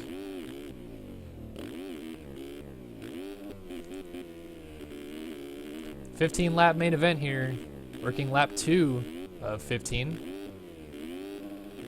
We'll see what kind of lap times these guys are able to run the first time through.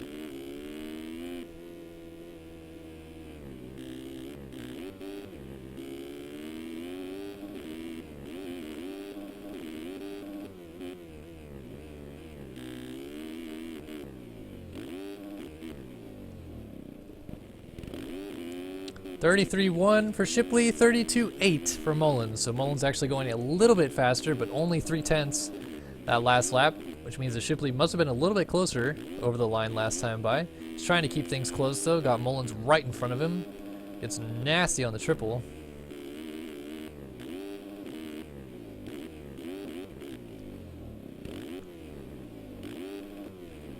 Yeah, I don't think we'll see much more of a championship battle like we just saw in the Prince of SX class.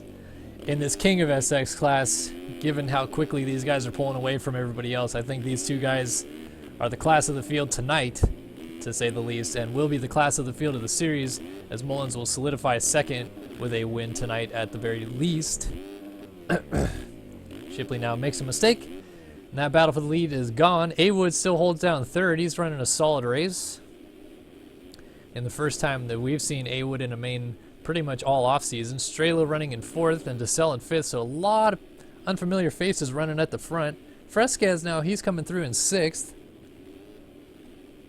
Then Schmidt out of the LCQ, I believe, is 7th, and Dupuis also out of the LCQ, 8th. Devin Davis getting hit by Heckman, and they both go down, so Haley jumping through, as is Benny Landry. Haley makes a mistake, though. Oh, Dupuis was down after the rhythm, so he gets passed by Landry and Haley there.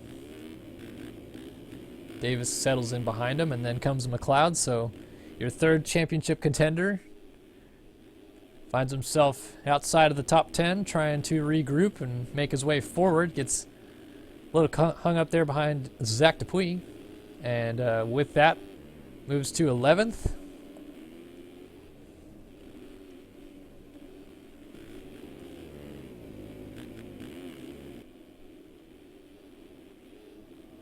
Good close action here between Landry and Haley. And I believe this is for the 8th spot, I'm sorry.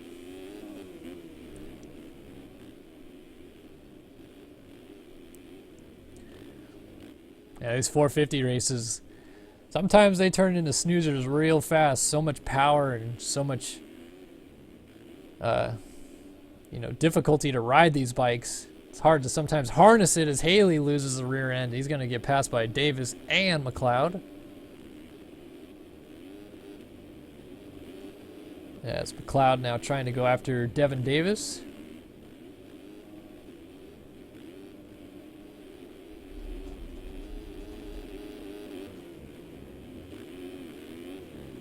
Good three-rider battle here. This is for the 8th spot. McLeod actually losing a little bit of touch with Davis, so Davis running a strong race. They're catching Benny Landry a little bit ahead of them. Oh, Haley's got a line there. Makes the moves temporarily on McLeod. McLeod trying to cut the track. Goes down. So Haley does get the move. Looking ahead just a little bit now. Schmidt has gotten passed by Fresquez. And Strela's up to 3rd. Ooh, mistake from Shipley. Shipley took the lead of the race. So Mullins went down at some point. Must have been right after the finish because he did a 132.8 last time by, a 132.3 for Shipley. So we missed a change for the lead and Mullins down again. So Strela's going to actually close in on him a little bit. So Strela's putting together a solid ride right now.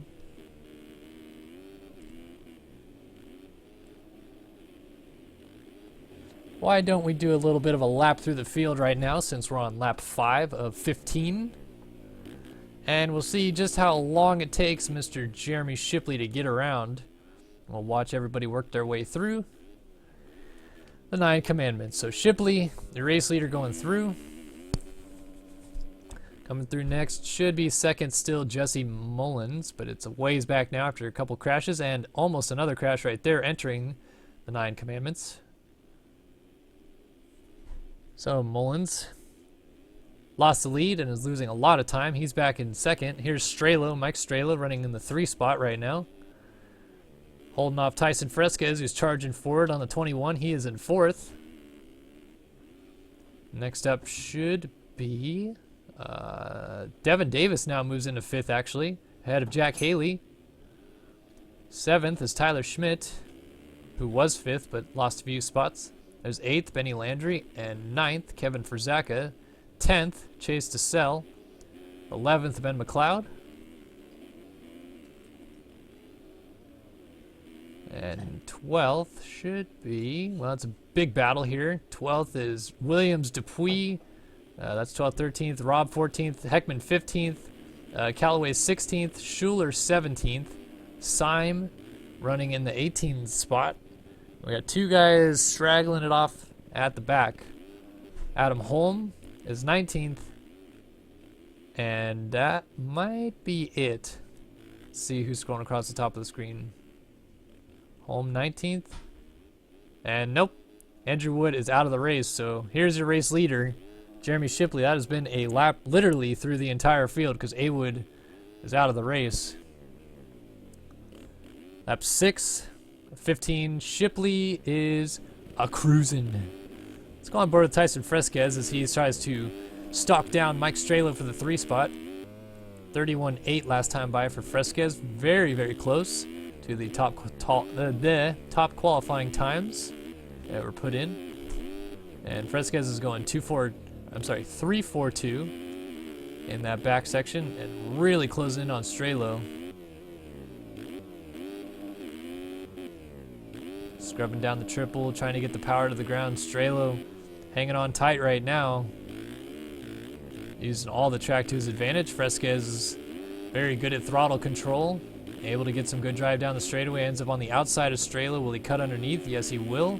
Tries to end up alongside. Side by side over the finish line. And contacts Strela. Ends up going down. Fresquez rides out of it.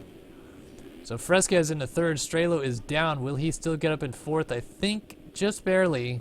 As Haley's coming over the line right now, and Strela will indeed hang on to 4th. There is Haley in the background in 5th. Davis is running 6th.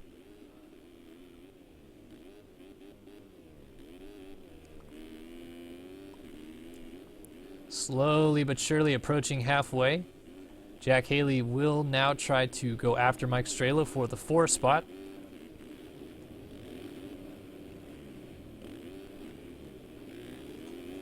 Haley looks to have maybe a little bit better lines right now working than Strela, or at least is executing them just a little bit better. Closing right back up onto the 56 machine.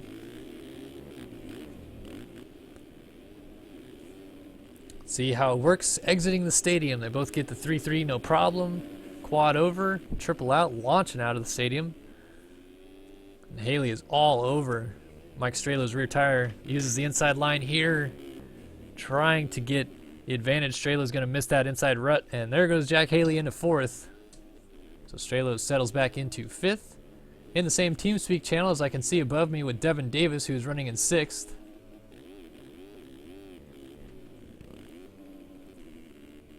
So those guys are probably chatting about how their night is going. Zach is 7th. McLeod came in tonight with a shot at the crown, but definitely not in a position to do anything about it right now in 8th. Dupuy has just moved up to 9th around Tyler Schmidt. And Schmidt's trying to go back after him, gets the pass made temporarily, but Dupuy back down the inside.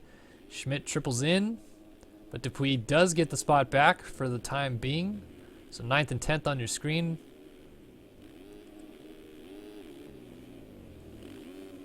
Good battle here. Schmidt trying to pull alongside. Doolies. Schmidt's got a good drive coming down into this corner. He's going to try to use the inside line to his advantage. Oh, there's almost contact, but good on both of them to avoid it. Now Schmidt's going to try to pull alongside through this section here. He's down the inside. Nice move. Dupuy kind of heated way a little bit there. Now Kyle Robb is sneaking into the background. Oh, Dupuy off the side of the track goes down, so Robb moves into the top 10. Going to try to run down his longtime MX Simulator buddy, Tyler Schmidt. These guys have been on the same team for a long time. Not on the same team anymore, but they were at one point. Here comes Robb getting the, I believe, faster line. Look at that. So he triples up. Yeah, that line is ridiculous. He triples up and then jumps off the table over the second table, then fives and doubles out. That is for sure the prime line through that rhythm section. Unfortunately for him, he is way too far behind anybody else to do anything about it right now. Battle for the lead is starting to shape up a little bit again. Shipley has it. Mullins is trying to go after it.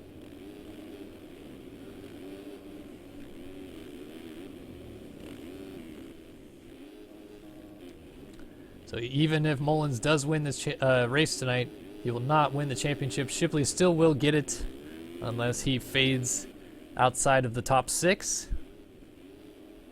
Which is seeming pretty unlikely given where 6th is on the track, which is way back at the Supercross Triple as these guys exit the stadium. But second place in the championship definitely locked up for Mullins if he stays here. If he wins the race, obviously he would still get second in the championship, but might be a little bit happier about it with a win to his credit. Does not have one yet in this series.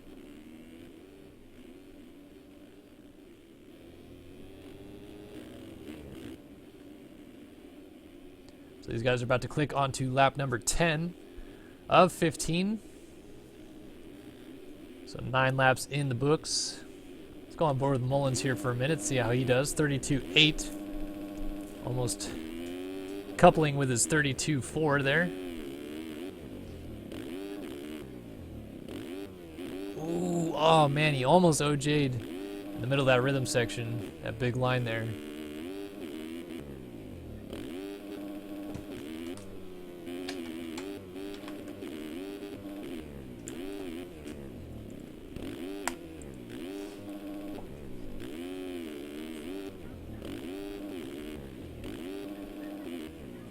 2.1 seconds is the gap. We're watching On Board with Jesse Mullins. Final round of the FAMmx Fall Cup.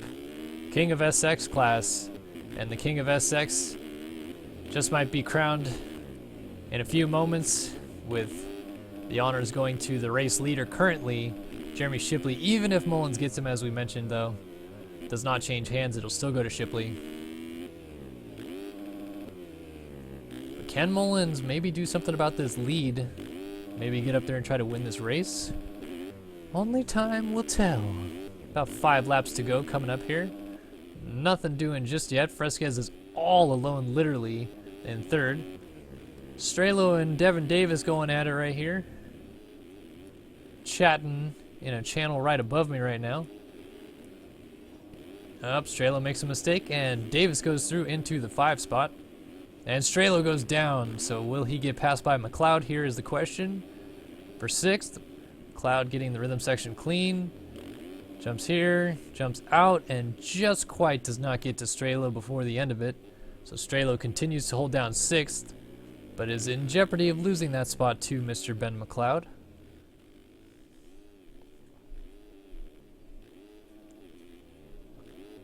Down the inside, McLeod goes, trying to take the line away as Strelo jumps over top and makes a little mistake, jumps off the track. McLeod into 6th. So Strelo ever so slightly losing positions lap after lap. Kevin Frizaka has put on another solid ride tonight. Finished 10th last week. And inside of the top 10 again right now.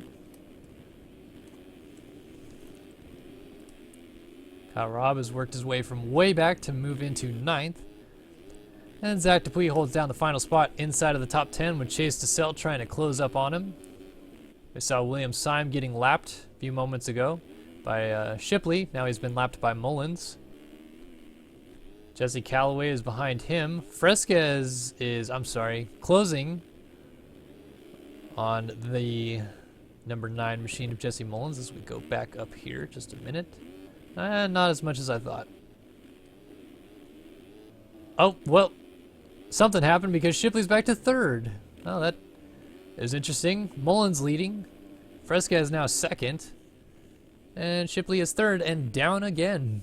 Remember, he needs to fall behind 6th place. But here is 4th, Jack Haley, which will be eons closer to Shipley now.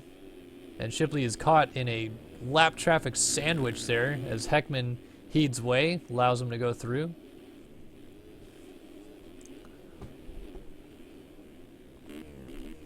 So Haley is 4th. McLeod is now up to 5th. So Davis has dropped, outside of the top 5. Strelo is trying to get back to Devin Davis to move into 6th. Frizaka about to be under pressure here from Kyle Robb, who has come from just about the back of the field to try to challenge here at the front. This is for 8th on Frizaka on the 61 Tagger Designs Honda. Rob trying to carry his momentum, uses the outside, and then loses some traction coming back onto this straightaway here.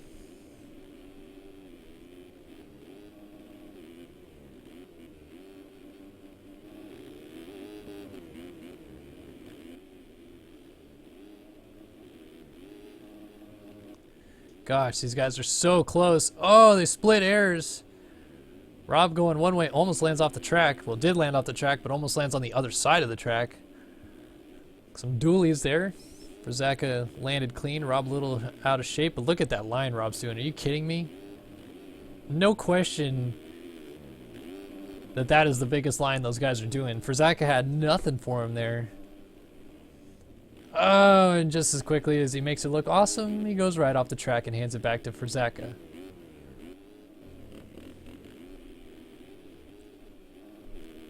Well, lap 13. Mullins is an 8-second lead. As long as he stays on 2 wheels, I don't see him losing all of that time to Fresquez. But the question mark would be, will he stay on 2 wheels? Fresquez is trying to pick up his 2nd win of the series in the only 2 rounds that he's raced. He missed the opening round. Dominated last week.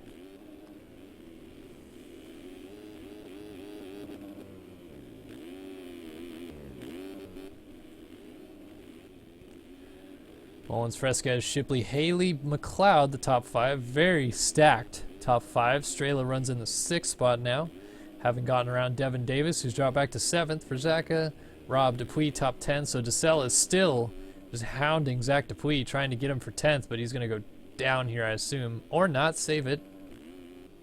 Trying to find a battle. There isn't one.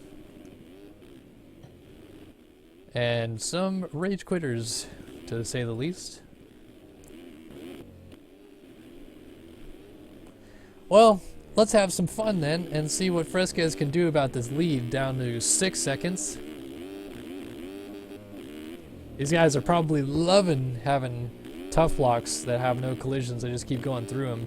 31.6 for Fresquez, resets fastest lap of the race on lap number 13. 2 laps to go. He's 6.9 seconds behind Jesse Mullins. Mullins has maybe 4 lappers to get through before the finish. We'll definitely hit that group of lappers, I assume, before the end. Will he get all 4 is another story, though. Look at Fresquez, like, oh my gosh. Hit that section so fast you couldn't even really tell which direction the bike was pointing, but apparently he knew. Has the gap still at 6.2. Mullins is doing a solid job to keep it pretty steady. Again, I'm trying to pay attention to see if those lappers will come into play. And Fresquez is just going to keep clicking off qualifying laps until he goes down, I assume. Look at that. Looks like he was landing nose heavy, pulls out the quad, no problem. Comes flinging out into the back end of the stadium here. Gets the lines perfect. No problem, goes outside. Actually lost a little bit of time, so it just goes to show you how quick Mullins is going. But then through this rhythm section, pulls back a bunch of time again. 5.4 seconds is the gap now. So it's gone down almost 2 seconds since the lap started, but we're about to click onto the white flag lap. There are some lappers getting up right now from a crash. Might end up in front of Fresquez, actually. Nope. Now the lappers will be a Mullins problem. White flag in the air, last lap of the FAMmx Fall Cup for 2016. Fresquez another 131. Still nothing being done about Mullins' lead. And while all that's going on, yep, there's a nice train of riders back here that aren't doing anything, so I don't know why I switched away. Thought something might happen. Oh, Dupuy and Rob get together. That is Dupuy in 8th? 9th, I'm sorry. So we'll keep an eye on Mullins, Fresquez up here, because they are starting to somewhat catch.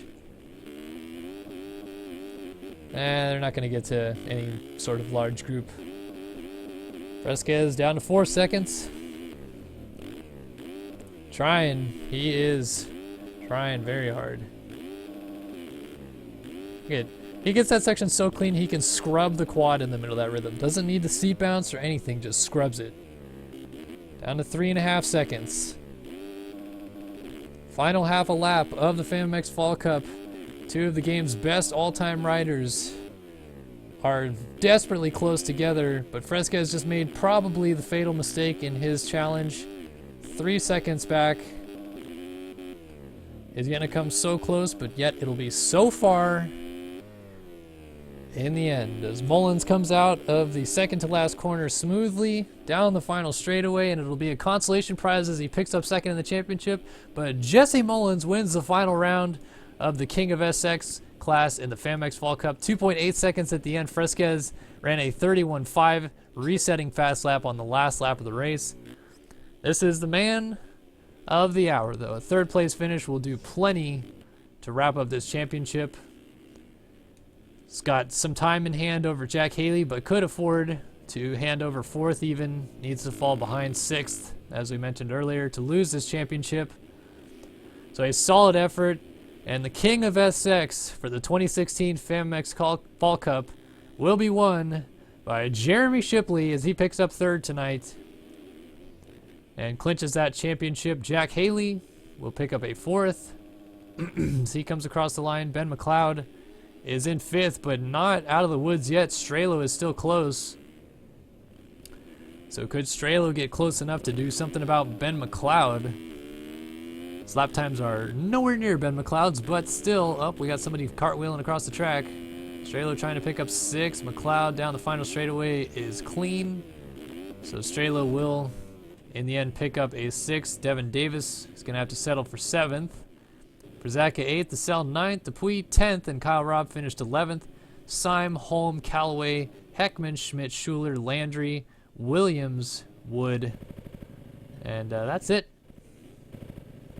Let's wait for these guys to finish, see if cuts do anything. I assume they won't, but we'll just wait and see.